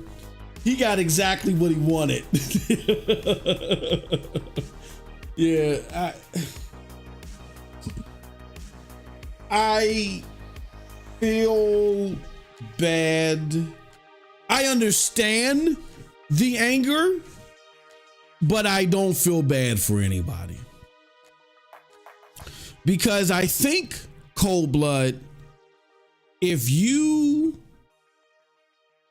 didn't pay attention to the fanboying that was on social media, if you just like there's a guy, I'm gonna call him Jay, that I work with. And I ain't seen Jay in years because he left the company. Me and him used to talk, and he would come to ask me about, what game is coming out, man, and I would break it down to him. And as soon as I started getting into like this Xbox, because both of us had Xboxes. Once I started getting into the Xbox community shit, he was like, "Oh, okay, man, I gotta get this report, man. I'll talk to you later." Like he didn't care about that shit, bro. He just cared about, he wanted to know what games was coming. He didn't go on social media for games. He may have checked IGN to see what was coming out, but he would talk to me because he knew that I played the games and I was a nerd in the culture. And, it was like going to someone at Best Buy to help you buy a TV. That's all it was. He didn't want to hear all that nerd shit, right? So I've been keeping tabs with Jay, and now he has a PlayStation. And I didn't even have to say anything to him. Yeah, Moss. I got the perfect example just recently posted by your favorite bot. Oh shit! Where you got it? Where you put it? He said exactly what I said. Oh yeah, I see it. Hold on, I see it. Let me grab it. He said my favorite bot. Oh shit! Hold on. Why ain't it letting me? Okay, hold on. Here we go. Let's do it. Let me see. Put it up here, man. Let's put it up here, man. All right. So Tim Dog says, what way to truly walk it back is to say we aren't porting games to PlayStation. I don't care if Hi-Fi is finished. You are in the midst of killing your brand. That is all. How can anyone be positive after what's went on and what will continue to go on? I'm glad I got out when I did. Continue. Well, how the fuck do you got out if your name is still xCloud Tim Dog?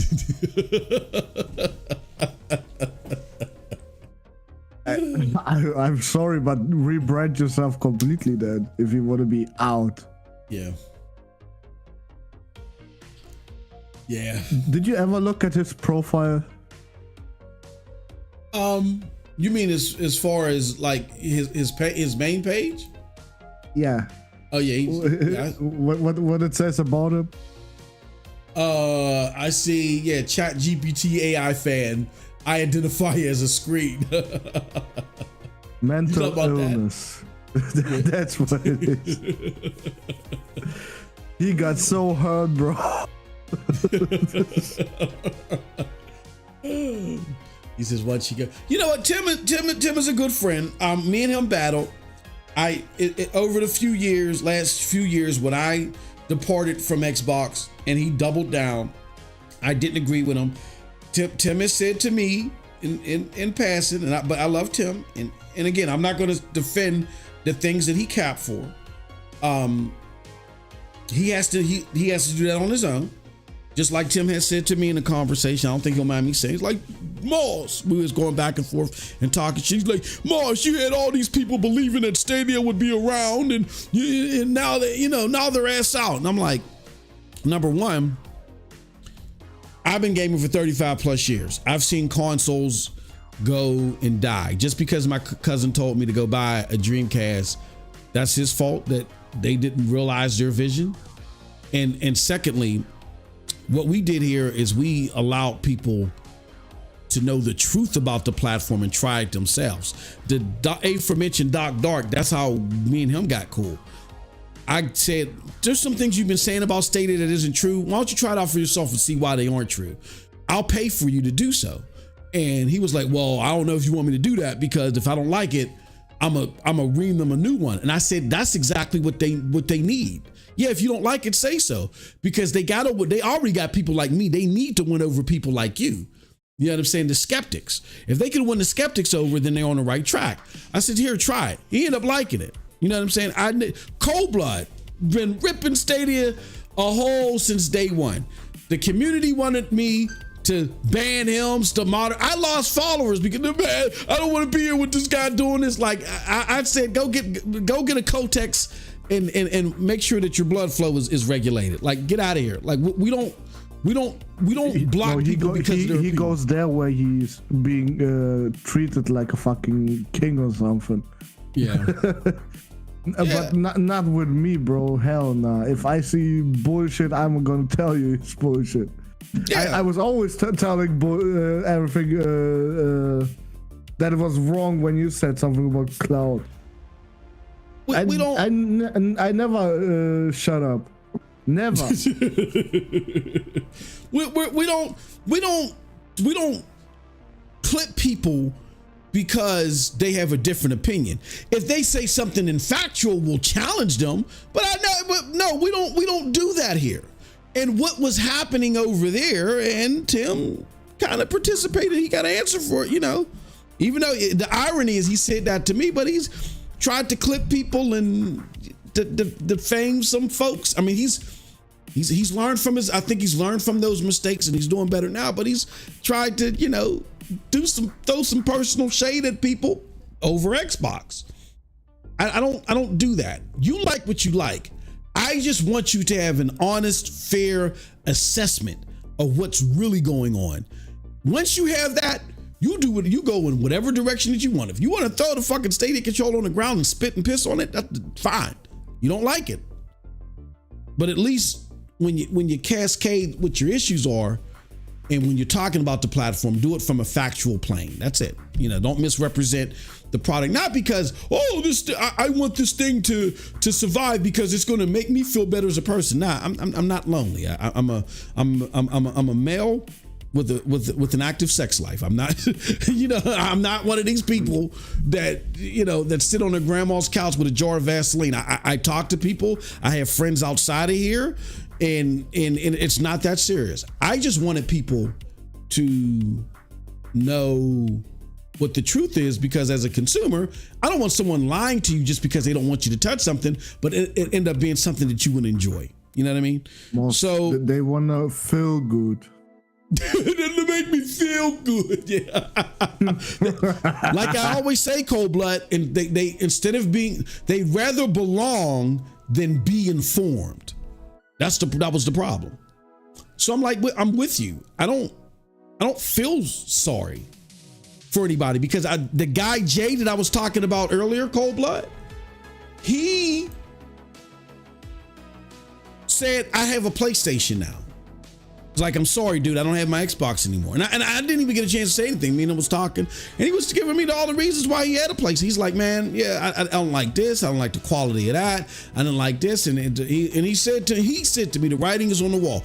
This is a guy that never listened to any of my podcasts, that never did all he did was just read stuff to see when a game was coming out, and he used his own observation. When you separate all that fanboy stuff and all that glitter and gloss and all that agenda stuff that these content creators and these excrete towels that people wanted to be fulfilled, when you separate all that jargon that they was putting out there and you was looking at the cold hard facts, the average consumer knew where they wanted to go. That's why the Series X, bro, is doing worse than the Xbox One. That's why. I don't want to say the average consumer that was unbiased from all this Twitter talk, that just was looking at what was happening, they knew the real deal. It's only when you got these filters on because this creator said this and they talked about RDNA 2 and the shaders and this and the VVS and the VRX and all this. It's when you're unadulterated with that dog shit, all that bullshit, does the obvious become confusing. But for the average consumer, the obvious was obvious. Hence why, the series, and don't give me that shit about, because Microsoft is day and date everywhere. They're not making up the difference. If the strategy was, when they told you in the court documents, they were supposed to be at 100 million active users by 2027. They're nowhere near that.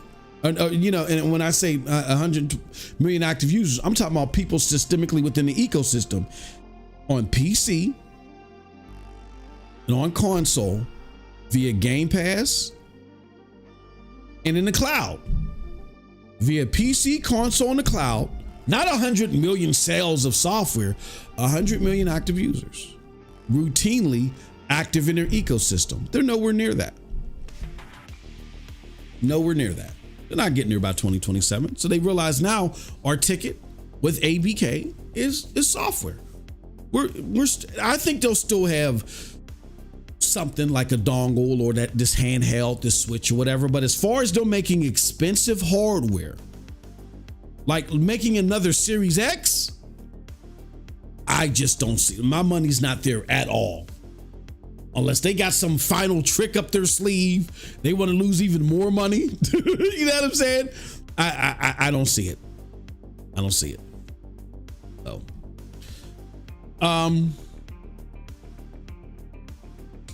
let's see what else we got here. Cold Blood, do you think that if the news that hits Monday is like, well, we don't have any like if Phil comes out and does the typical Phil doublespeak and says, we don't have any plans outside of Hi-Fi Rush and Sea of Thieves right now, or if he comes out and says we don't have any plans to put any of our games on PlayStation. Even if he comes out and says something like that. Well, no. Yeah, better, no. What you going to say, Cold Blood? No, the damage is already done. Yeah. People are fucking livid at Xbox. So anything they say right now is going to be put into question. Like if they say, okay, Hi-Fi Rush, mm-hmm.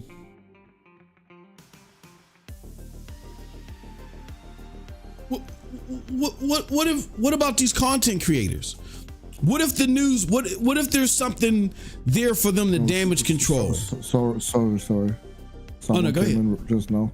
Okay, no, that's all right. Go ahead, buddy. No, if they say Hi-Fi Rush and that is it, mm-hmm. But then a lot of fucking questions come up. Yeah. What is the fucking future then? Yep. If they don't say nothing at all about PlayStation and maybe put it on Switch only, which would be totally dumb. but then it's gonna be also again Xbox fanboys asking themselves, yeah, but when are they coming to PlayStation then? Mm-hmm. Yeah.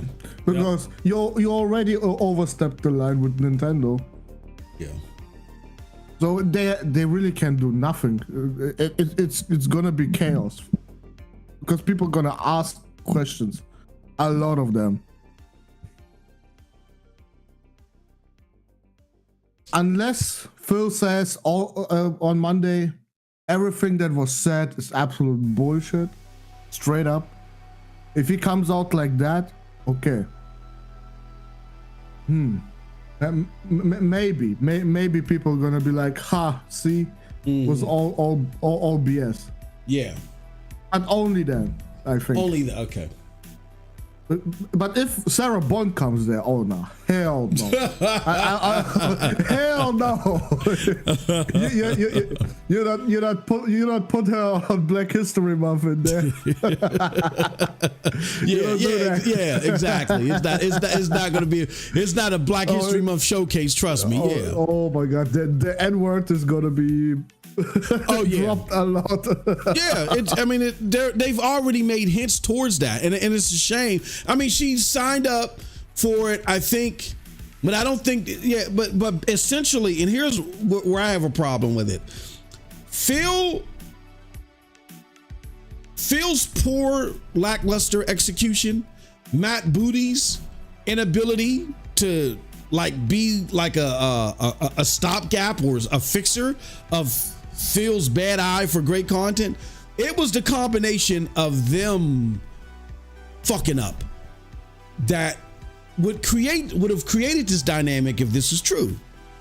Yeah, but you're gonna give it just put the black woman in there and all that's what a lot of people are alleging. Bot's gonna be like, you're at fault.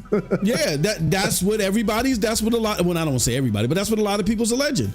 But just throwing anybody else in there to clean up that mess. What does that say? Like I don't think. I mean, like, you know what I think about Phil, but I don't think Matt Booty should have been given a promotion. What has he done? What has Matt Booty done of any significance? I don't think that he should have been awarded anything. He brought enough coffee for Bonnie Ross so she can retire peacefully. I guess so. For free. I guess so. I don't get what she. I don't get what I was about to say. I don't get what he did. I don't get what he did and why he got that promotion. I don't think Moss. It says stream keeps stopping. Said stream keeps stopping. Yeah.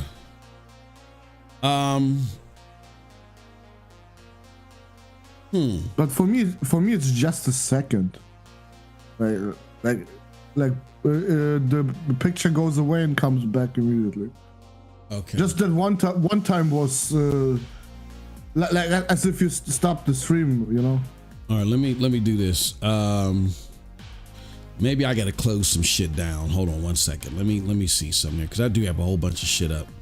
But the stream health looks fine. Whoops. Let me do this. Yeah, maybe I'm gonna get rid of this. Okay. So now I have the bare minimum up. So no more. I don't think we need to refer back to the web. Can you please remove this Redfall trailer? What's wrong with Redfall? I'm sick and tired of seeing Redfall. Redfall is a hell of a game, and if you listen to Virgil or Vigil earlier, it's better than Helldivers 2. Like, Cold Blood, you need to stop this. This is insanity. Hold on one second. Let me see something here. How is it now, y'all? Yeah, there's something definitely going on with Restream because I'm at 20. It's like it's hovering around 25 frames per second when it should be it's supposed to be a 60 frames per second stream. So I don't know what the fuck. He says it seems good now. Okay. Okay. Yeah, so here's my question though. I think Tim is in this place of no return. He can't come back from this and say, oh, whoopsies. You know what I'm saying? Like, I changed my mind. He's in a place of no return. I'm concerned about these other. Tim can't come back. That's what I'm saying. Yeah, he can't keep now because J-Rock said so. Did J-Rock say so? See, yeah, and other people have been hinting at Tim, like other content creators have been saying shit like, we're gonna name names and all this shit, right? I don't know if you saw that goofy shit, but they're like, no. there's not gonna be any subliminals. We're gonna name names. Like I don't get this gangster shit over video games. Like I was on my Twitter feed listening to it, and my business partner, we both grew up in the trenches. We did our fair share of crazy shit, and we're older now. We're fucking grandfathers now. So there's nothing gangsta about us, and this motherfucker may even be older than us. That was sitting, but yeah, I'm out here naming names, yeah. And I was just scrolling through my Twitter feed, and that came up, and my business partner said, "Who the fuck is he?" He said, "Who was that?" And I proceeded to explain, and he said, "Y'all get like that over." He said, "Y'all there's fake gangsters now over video games." I said, "Bruh, I ain't got nothing to do with that. I have nothing to do with that." So with that said, Tim is already getting subliminals. We gotta listen to the segment of Beast of Truth talking on Tim's space. That was so funny, bro. Bro needs a big brother. He needs somebody to go, because every time you hear him, real man. Like where's your fucking father at? Like, is that the issue? You man. Real man. Like you missing pops? You need a dad? Like somebody need to take this motherfucker to the Y and find him a big brother like ASAP. Find this motherfucker a father immediately.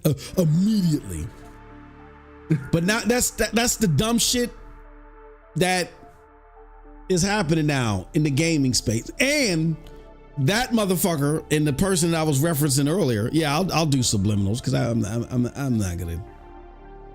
It's silly and it's stupid and it's corny because this is fucking video games. But they're good friends. They're homies. It keeps buffering again. It's buffering again. Damn it! I closed everything down. Oh, you know what? Let me try this. Let me close this. No, it's Restream. We're not going to do this anymore, y'all. Don't even worry about it. My apologies. If I could stop it and remove Restream and stream directly to this, I would. The problem is that this is connected. This is connected to Restream. So as soon as I end the stream, it's going to go. It's gonna end it, and I would have to set it up all over again. And you trust me, you guys don't want that. So hold on, let me see something here. Maybe there's one more thing I could do. Oh, I have nothing open on my other computer, and it's hardwired, so they're not sharing bandwidth. No, it's fucking it's Restream. We're not doing this anymore. We're not doing it anymore. Thank you, Restream, for showing us how much of a piece of shit your application is. Right? Well, we won't be using this any further. So that whole tough guy gamer shit is stupid. But my question is, for the creators, are they still going to find something to latch onto? I think you're still going to get a lot of them. You're going to get some that were talking all this shit in these spaces and you can't trust Microsoft again. No, they're going to come back, and come Monday, let there be just a semblance of something that they could spend. And what are they going to do again? Cold blood. King Thresh and Porter Rock's anus has been destroyed. They're going to come and do that shit all over again. The only person that I trust right now. But why the anus? Yeah, exactly. Yeah, I don't, bro. We go from gangsterism to suspect tie-dye van activity. I don't know, man. This is just a wonderful community. My boy be listening to me as I'm going through this shit as we leave the different businesses day to day, and he's like, dude, it's really that serious, bro. I'm like, it's that serious for them. Don't lump me into this shit. It's not that serious for me. Active sex life, friends and family, and real things that I touch in real life. Trust me. But yeah, that's where we're at. And I don't trust any of these creators. So the only one because there is no turning back. That's why Tim went scorched earth. And like I said, I haven't agreed with everything that Tim said. And even if people want to come out and challenge Tim and say, you know what, brother, but you did say this, you did say that, and it resulted in me. I mean, your game would fail. So it resulted in me to trust this, that, and the other. He does have to answer for that. He got, and he'll answer for it. And he's been answering for it as he's been challenged. But I appreciate what he's doing now. And he's like, I drew a line in the sand and they crossed the line. From what I could tell, they've crossed the line, so I'm out. You know what I mean? I believe him that when he's out. Everybody else, I wouldn't trust it. You have to be like my friend Jay that I just described. If you guys want to listen to this shit for entertainment purposes, fine. Even though I'm giving you straight business gems. Even if you want to just take me for pure entertainment, fine. Fuck it. Who cares? We could just have a good time, play video games, pop, spit, talk shit. I don't care. But at some point in time, you got to do within this space like you do with everything else in your life. If you're sitting here listening to podcasts and going on Twitter, you have enough acumen of what's going on to assist your eyes and your ears in looking and listening. You really don't need nobody to tell you what's happening. My friend Jay, who goes to IGN just to see what's coming out, he had enough assessment to say, you know what? I went from years of playing Xbox to going to PlayStation because of this, that, and the other. He had assumed that I was still on Xbox. So he thought he was doing me a solid and breaking it down to me. And I'm just sitting there on the other end, just smiling and laughing my ass off. And I just let him go. If he has enough acumen to see what's going on and make an assessment based on his gaming likes, you should be able to do it too, without someone telling you about some bullshit RDNA, without somebody telling you about some fucking 40 to 50 frame deltas, without somebody convincing you that the Xbox is going to be the best thing since sliced bread. Then when they come and find out that it's not, they go and tell you, oh shit, well, I guess I just got to get me a PC with your super chat money. Sorry, sucker. That's why I don't feel sorry, because I got people like Jay out there. Jay's not a rocket scientist. He didn't win a fucking Nobel Peace Prize for nuclear physics. He just uses his eyes and his fucking ears. You got to do the same too. You're not getting any sympathy cards from me. I'm not sending you a eucalyptus spray bottle for you to, meditate and figure out the trauma of this. I'm not doing none of that shit. Use your fucking eyes and your ears. Because I'm telling you, opposite of Tim Dog, these motherfuckers are going to come back and Phil Spencer's going to say something that gives them a little glimmer of hope that they can spin. And all this bullshit that you heard on these spaces with people like, I'm not going to take it. How can you trust them anymore? they're going to retract all that. Why? Because they're going to hear cha-ching, super chat money, cha-ching, buy me a game, cha-ching, fall for my shit, and you're going to be back at square one. That's all. All right. That's the segue into my last question, which I'm going to let Cold Blood close it out because I kind of like proactively answered it. Cold Blood, what do you think is the best recourse for Xbox gamers upset by this news? If Monday comes and the bulk of the rumors that we heard is true, if you're an Xbox gamer that's upset, what do you think is your best line of action? Well, 3 possibilities. First, acceptance.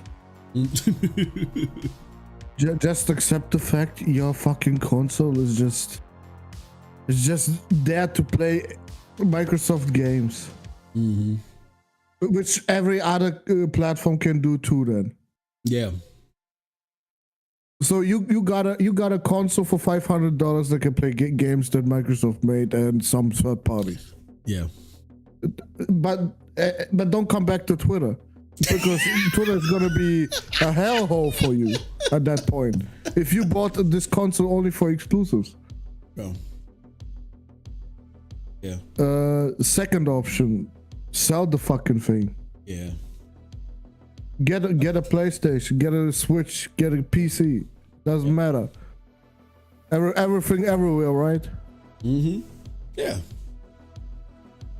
Well, the third option is get out of gaming. If that was your only way of life, shitting on a PlayStation the whole day, well, get out of gaming. Go cry in the corner. Go cry in a fucking corner. I don't know. Yeah, because that's what it is for a lot of people, Cold Blood. A lot of people, that's all it was about hating on. I mean, I've been in these chats, in these DMs. I ain't gonna name any names. Y'all know who y'all are. We talk about PlayStation, and PlayStation gamers. Oh, I hate that motherfucker. I'm like, why do you hate so-and-so content creator? They've never said anything foul to you, but they make it seem like that PlayStation is so great. I mean, literally, and then it's not like, you know how you might see a sports player and you're like, oh man, I can't stand that mother, or it's just some public entity that you ain't losing no sleep over this person. You just don't like them because of their style of play or whatever. No, this went beyond that. This was like a personal attack. It was like this person was messing with my mistress type shit. You know what I mean? Spitting my cornflakes type of hate. And so there's the community on Twitter is built off a lot of those type of people that just hate PlayStation gamers or hate PlayStation. They hate PlayStation more than they like Xbox. You know what I mean? And I'm not going to say everybody's like that. Like, there are gamers that are not bothered by this at all. They're like, I don't give a fuck where these games end up. I'm good. It's coming day and date to game, or it's coming to Game Pass. Let me make sure I'm careful with that. It's coming to Game Pass, so I'm happy. This isn't for you. This is for those that are legitimately upset. We're just simply asking a question: should you have known? And was there enough for you to know before? Okay, there was. Why couldn't what was obvious in front of me penetrate my brain? Well, maybe it's the people that you're listening to help you make decisions that you can really make on your own. And lastly, what should I do? So if that was my problem, what should I do now? Cold Blood just laid it out for you. So. All right. But there's one more option. Become a cloud gamer on a fucking mobile. You can do that. Come and join us at GeForce Now. Come and join GeForce Now. Yeah, like, just completely get out of the fanboy war. It's not a console war, it's a fanboy war. Completely get out of the fanboy war and just go where the games are at, man. That's what I did. And again, if this ends up being true, my advice for you Because you won't. Because if the games coming to Game Pass was enough for you, then trust me, you wouldn't be upset. You're upset for a set of other reasons. So it coming to Game Pass, where it's not coming, where there's no Game Pass anywhere else, if that's not enough for you, here's what you need to do: sell your Xbox while it still has some value.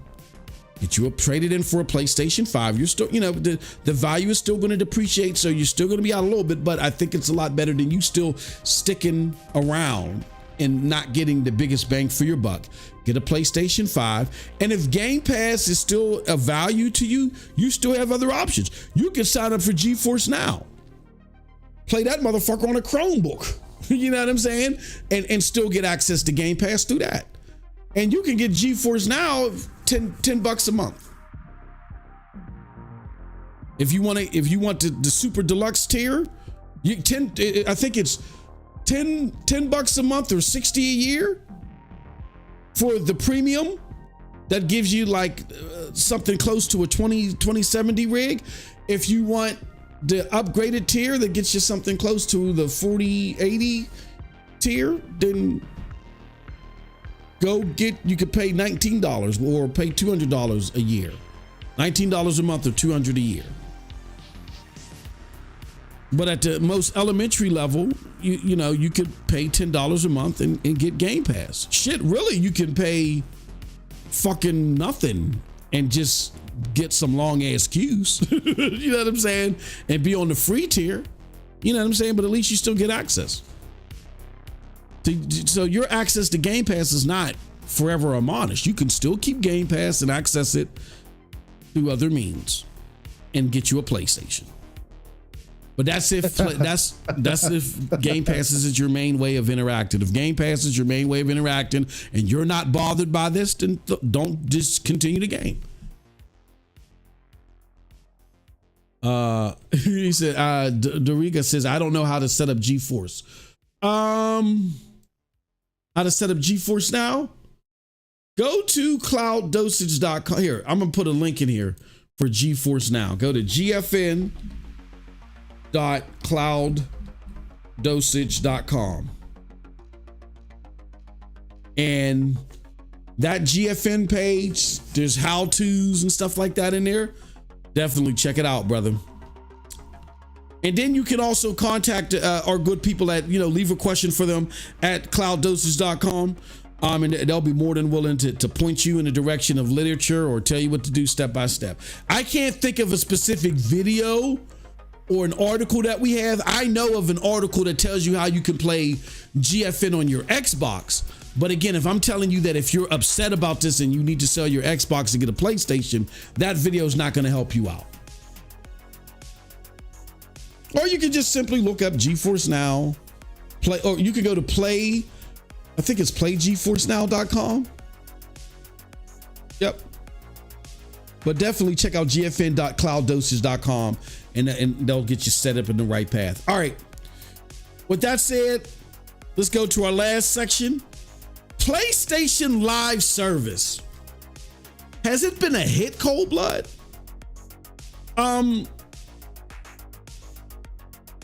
We got Phone Stars. Now, even though Phone Stars is at 59 meta and it has like an accumulation of like between 200 to 300 people watching on Twitch. Helldivers 2, even though there's no Metacritic out, there's over like 50,000 people watching on Twitch. And that's currently triple the viewership of Power World. So let me ask you, what was your take on these two? Did you enjoy any of these games? Which one did you enjoy the most so far? And what is your thoughts on the public reception? Let's start on, did you enjoy any of these games? Well, yeah, I was open-minded for both. Okay. Even though, maybe less for Foam Stars, but still, I wanted to play it with you. Yeah, because it sounded like a hella funny idea, so we did it. It's a fun game, in my opinion. It was very harshly critiqued for no reason at all, other than maybe that it looks a little bit cringe. But that I think that was by design. Okay. Yeah, they had so many fucking foam jokes and shit in this game. they know exactly what they did. Yeah. Oh yeah. Exactly. Yup. Foam them up. Yeah. Yeah.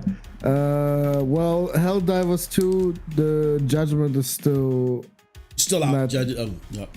Still out. Yeah, because we need at least another 2-3 streams before I can definitely say, okay, it's a fucking great game or not. Yeah. We did run into a variety of hiccups or whatever, and I think that's more than a fair and honest assessment. So would it be fair to say that out of the two so far, that right now Foam Stars, you feel it was the best, was the more fulfilling experience at the moment? No foam intended. Well, I played it more. Okay. I can say it's better. Yeah. I just played it more. Okay. Yep. Well, if I had to score Foam Stars right the fuck now, gun to my head, yeah, probably a 7.5. Okay. I think that's because fair. just because there's not enough content yet out. I think that's fair. What do you think about this public reception though, bro? Like, Foam Stars got a 59 meta. Unjustified. 59 is so goddamn low. You really have to have big issues to not enjoy it just a little bit. Come on. I don't know. Maybe those people don't like those kind of games. Yeah. That reviewed it, but had to. I don't know. Because all I saw was 70s and under. I mean, yeah, 70 is okay, but everything that was like 40 and shit, nah, that is way too low. A 40 you give to a game that doesn't work. Yeah. That has big ass issues. Exactly. Yeah. Literally, to play the game, you have issues. Yeah. Yeah, so I don't know. Yeah. 59 is just maybe 10 points too low. Yeah. Yeah, I'd say, yeah, about double digit points too low. I remind you guys, I didn't feel a need to cap for this game at all. Trust me, I don't cap for shit I don't like. You know what I'm saying? Like, I'll argue people about I may love Horizon Forbidden West, but I'll argue to death about Horizon Zero Dawn. I may love Last of Us. I'll argue to death about the Uncharted series. I don't need to cap for PlayStation like that. And trust me, this experience was, shout out to Sean L., you mother. I really couldn't sleep at night. Like other podcasters say, I couldn't sleep at night. I really was having a hard time sleeping, saying to myself, shit, I gotta play Foam Stars tomorrow. God damn it. Oh shit, these motherfuckers. God. I don't have a need to cap for this game. This is not a AAA genre. This is not a game of my ilk. I totally agree with Cold Blood success. Now it is. Yeah. I wouldn't mind. Like, I was going to play it yesterday. Had not what happened to me happened, I was going to play it yesterday. I might still play it over the weekend or something like that. I don't mind playing the game. I would give it a 7.2.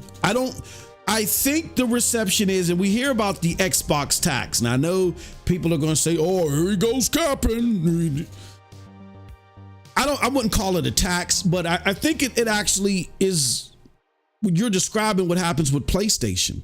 What happens with PlayStation too often is if what they support or what they're behind or their exclusive content isn't God of War or AAA bangerish, or isn't like Spider-Man, blows your mind. If it doesn't like blow your mind and it's not the biggest, baddest AAA game, they fucking tax it. Foam Stars, you give a game like this a 59 if the play loop is bad. If it's, if it's like really bad and boring, or like Cold Blood said, it's broken. Like the shit doesn't work. It's disconnecting. It's buggy. This was one of the smoothest experiences and really fun to a degree and challenging and all that other stuff to where you would want to go. It's one of those games. And then from those that have played Splatoon, they're like, there's more to this than there is in Splatoon. So what is it? Why would Splatoon get the high scores that it gets and this get a 59? Because Sony's only supposed to make and support AAA bangers. That's what it is. It's the ignorance of the gaming community to where you can't get straight up and honest assertions. Trust me, as a AAA guy, someone that's going to tell you that I'm not going to be, trust me, don't expect a whole long drawn out series of fucking Foam Star streams from me, but I'll play it from on occasion. I'll put it on Twitch or put it on the Game Streams channel. No problem. Here and there, some people, if Cold Blood would hit me up, hey yo, listen, I'm trying to get this, trying to grind here. Let's play some Foam Stars. I'll do it. It's not a horrible game. It's not a 59 game. This is that PlayStation, get back in the kitchen type shit. Like, you don't belong out here you don't belong outside of the arena of AAA genre defining games that we can brag about at DICE or at the Keighley Awards. That's what this is. So get back in the kitchen. That's where you belong. That's what this is. So I don't think it's fair. Sometimes I think these fucking reviewers expect Sony to only release Last of Us level games. Exactly. Yeah. That's it. It's not possible. Yeah. It will never be possible. Xbox said it themselves. We can do shit like that ever. Yes. Yes. They are so far ahead when it comes to game development. Naughty Dog. Yeah, that other publishers say we can't compete with that. It's just impossible. But these fucking reviewers expect them to deliver that every time now. Every month. Yeah, every month. Yeah. Exactly. Like they're gonna spend billions of dollars to develop games like that every month, huh? That's impossible. It's like not your mother in the chat. What he references to is like Redfall, right? You got Microsoft. They're talking about putting games of quality out every quarter. They mean AA shit. That's why they got Machine Games, a AAA studio, making Indiana Jones. Cool aesthetic, cool cutscenes, janky ass gameplay. Like Cold Blood said, fucking Indiana Jones when he's climbing the ladder or sliding down the thing, it fucking looked like his character was made in Unity. That is some of the jankiest punching that I've seen in my life.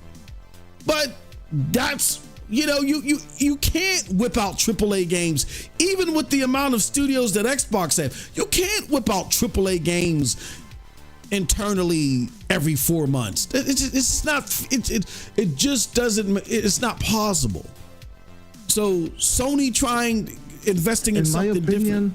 If people review games, they need to have their expectations first in check, put in the right place. Yeah, exactly. Because if you review a game like Foam Stars, what are you reviewing? Yeah, what are you? Are you reviewing the story that doesn't exist? Yeah. In this game? They want a compelling story. They want to find out what happens to Ellie and shit. Yeah, that's what it is. They want to find out how much foam they need to get one off or something. I don't know. Some bullshit. but then also you gotta look at the genre that this game is in. Yeah. Some reviewers, in my opinion, they have no business reviewing games like this. They have no fucking idea. Mm-hmm. They don't know shit about multiplayer. Yeah. And then provide your time with the game. Because if you played only 1 hour, or I would rip you. I like that idea. I like that idea. Yep, and I do that in my review. I know you know, but yeah, I provide the hours that I have in there, so you can. You better have the K Mega community account where you review your games. So we can see gameplay too. Yeah. I totally agree. Yeah, because how can I trust a 4 out of 10 review if that motherfucker only played 30 minutes? I agree, bro. I totally agree, and I think it's time for the community to do that. Like, don't let the fucking reviewers say, well, with their hands on their hips, well, how dare you? Like, why do I got to show you my gameplay? Because your reviews are creating my clicks that is paying you. So this is what I require of you for me to continue to observe and take seriously what you're saying. Your reviews are generating traffic from me. So this is what I require from you. I think that we should do that. I think it should be a standard that when a motherfucker puts out a review for a game, you know, like, and to be fair, if I'm Metacritic, if I own like a Metacritic or an Open Critic, that's what I'm requiring. I'm requiring a motherfucker to put this game footage out there and show the hours. But right? They're just not gonna put that score in there.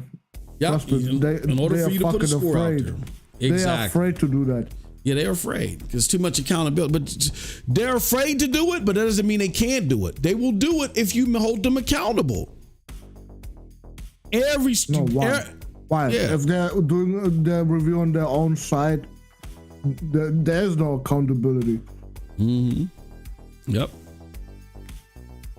Doriga says, some people just follow reviews and don't even touch the games and see for themselves if it's good or not. I see that all the time on Twitter. He says, then you see what the reviewers play be crap too. Yeah. Like it was like, what was his name? Remember that one time the one guy from IGN got fired because he plagiarized the review of Dead Cells from someone else? Yeah. Shit like that. You can never know if someone just copied a fucking review from someone else and just changed the words. That's it. But see, that was our fault because we didn't hold them accountable. And even more so than then, that's the crazy thing. Metacritic always had some weight to it I won't say always, but it had weight to it for some time. But it had even more weight after that. Instead of us saying, hold on, before we start taking these reviews so seriously, maybe we should ask for more accountability from these reviewers. No, what we do, we double down on it. So of course, if you're going to let someone beat you over the head with a cash register, they're not going to stop doing it. It's up to you to say, ow, that hurts. Stop doing that. You got to be accountable. Yep. That's the way I'll pay attention to aggregate scores because that's part of marketing. But as far as me taking the score seriously, if I can't see your gameplay in either it in totality or at least the bulk, like 80% of it, if I can't see it, no, I don't take you seriously. And I'm not doing anything. I'm not asking you of anything that I don't do. What was it, this Dean Takahashi that couldn't do it? Yeah, that was the guy I was thinking about. Yeah, he couldn't even get past the tutorial. You thought I was bad on Helldivers 2 earlier. He couldn't even get past the tutorial on Cuphead. Jesus fucking Christ. Yeah, y'all look, the message is we got to empower ourselves, gamers. Fuck, that's why I said fuck these creators, man. Let's be fair. Can a reviewer just don't like foam stars? Absolutely. Yeah. Yes. Yeah. If someone can say it's absolutely mid, I give it a 5. Mm-hmm. Sure. But like I said, if someone gives it a 4 or even lower, just to say fuck you, Sony. Mm-hmm. Make AAA games. Don't do this bullshit. Exactly. That's where I'm like, oh, come on. Mm-hmm. Now you're just reviewing in bad faith, you know. Yeah, exactly. I totally agree. You're reviewing in bad faith, and that's the problem. That's the problem. Let me see what's going on here, and then you know what I mean. We're gonna see about Helldivers, how they're gonna review that shit. Yeah, oh man, it's a live service game. So the cool thing, Cold Blood, is to make live service games look like.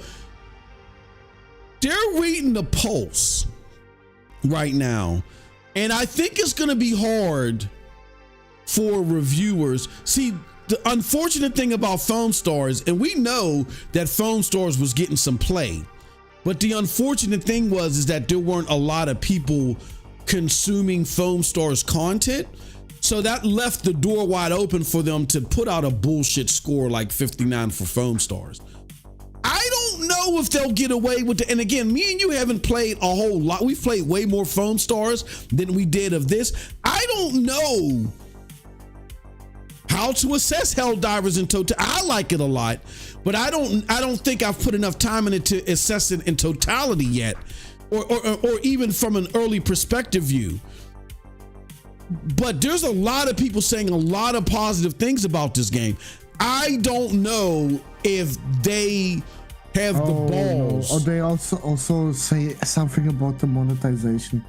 I mean, sure, it's a fucking free-to-play game. Oh, come on, bro. Yeah. You give it a 40 for this? Really? Yeah. A free-to-play game that wants to make some money? Yeah, I know, bro. Wow. Mark our just words. Wow. Start holding these motherfuckers accountable. Stop giving their reviews any credence.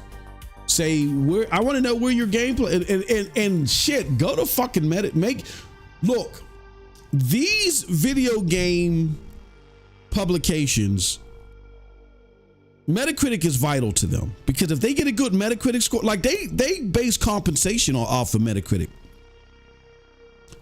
to the developers, these publishers do. If a game gets a good Metacritic score, oh man, that's, you know, it's not a guarantee for success, but it's a good propellant. If people are going to utilize that system, or if they're going to live and die off that system, there has to be some accountability behind the reviews. And you got to prove to me that you played this fucking game. It's like Cold Blood said, we want a guarantee, we want an assurance that this isn't bad faith reviewing. I think that if we go to Metacritic and we start saying, look, what proof are you requiring that people provide in order for you to take their score? And if they want to be accredited by Metacritic, I think you start doing that, we start changing the gaming landscape for the better. That's a good start. That's a good start. Because look, Metacritic works both ways. Not only is it big for games, but it's big for these review sites too, because it brings a lot of attention to them. So, all right. Real quick before we go, Cold Blood, what do you think so far, based off your assessments, besides the bullshit that we've seen? What do you think about Sony's games as a service push so far? Like, they've canceled a bunch of shit supposedly, or half the things they had down the pipeline. But from what you've seen so far out of these games, what do you think about what they're trying to accomplish? They probably want developers that don't do important games for them to do live service. That's their strategy right now. Okay. Yeah. Makes sense. They canceled Factions, right? Yeah. Yep. Because they saw it's gonna be impossible to have the studio work on two games at the same time. Mm-hmm. They're gonna have to focus everything on Factions at that point. And so they said hell no. If you look at the landscape of these live service games that are successful, the overwhelming majority of them, Cold Blood, are AA games like Power World, Fortnite. You know, I don't consider Fortnite AAA, but you know, so yeah, putting your best AAA studios on a live service game, I think is silly. I think you get a AA team like this Arrowhead Games, that as long as they can come up with some good play loop and a system that could be lucrative for them on the other end that is enjoyable by gamers, there you go. So I think that's the biggest lesson that Sony has learned. And then but the lesson that they haven't learned well yet, Sony, get more serious about your fucking network. I think Foam Stars is so good because Square Enix is behind that. So they might have a better handle on network type things. But Sony, what the fuck, man? Like Helldivers, I'm having a blast with it, but the shit that we had to deal with network wise, me not being, and it's all recorded. Go check out our stream. It's an excellent stream. We end up connecting, at some point and playing and having a good old time. But that type of shit, man, shouldn't be happening. You guys got to get more serious at your network stuff. Seriously. So, all right. But that said, Doriga says Bungie. Yeah, learn that from Bungie. Shit. All right, that's today's show, y'all. Thank y'all so much for joining us. Thank you for your patience. Hopefully, when people if you're watching this VOD, you don't have the snags and stuff. That hopefully it'll smooth it all out. Sorry, Kick Gamers. Just come on over to here. Let me put it up here in the chat. Come over to youtube.com/@MM2K Gaming News. I know it's long, but come over here, y'all. So, because for now on, actually, I have one more thing to say. Oh, yeah, go ahead, brother. Why the fuck was Halo reviewed in good faith that it's gonna get better?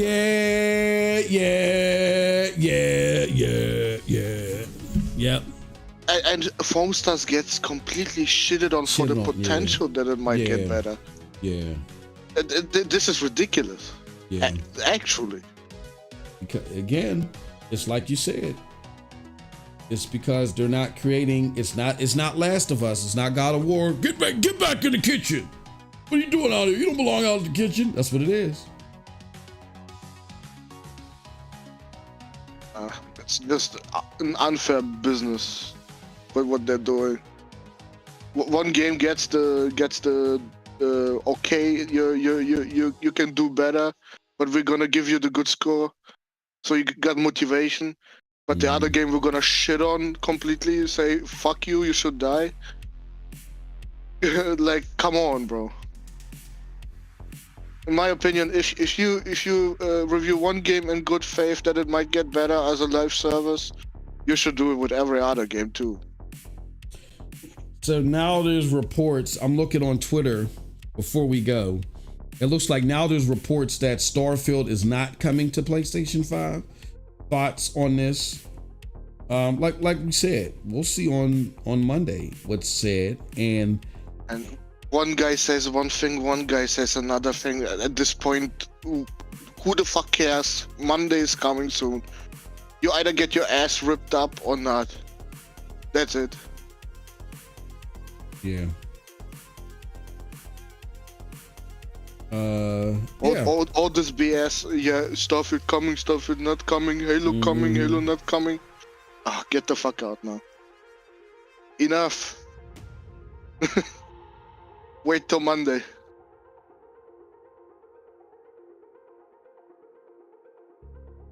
Yep. Just wait till Monday. We'll see then. But with that said, that is it for today's show.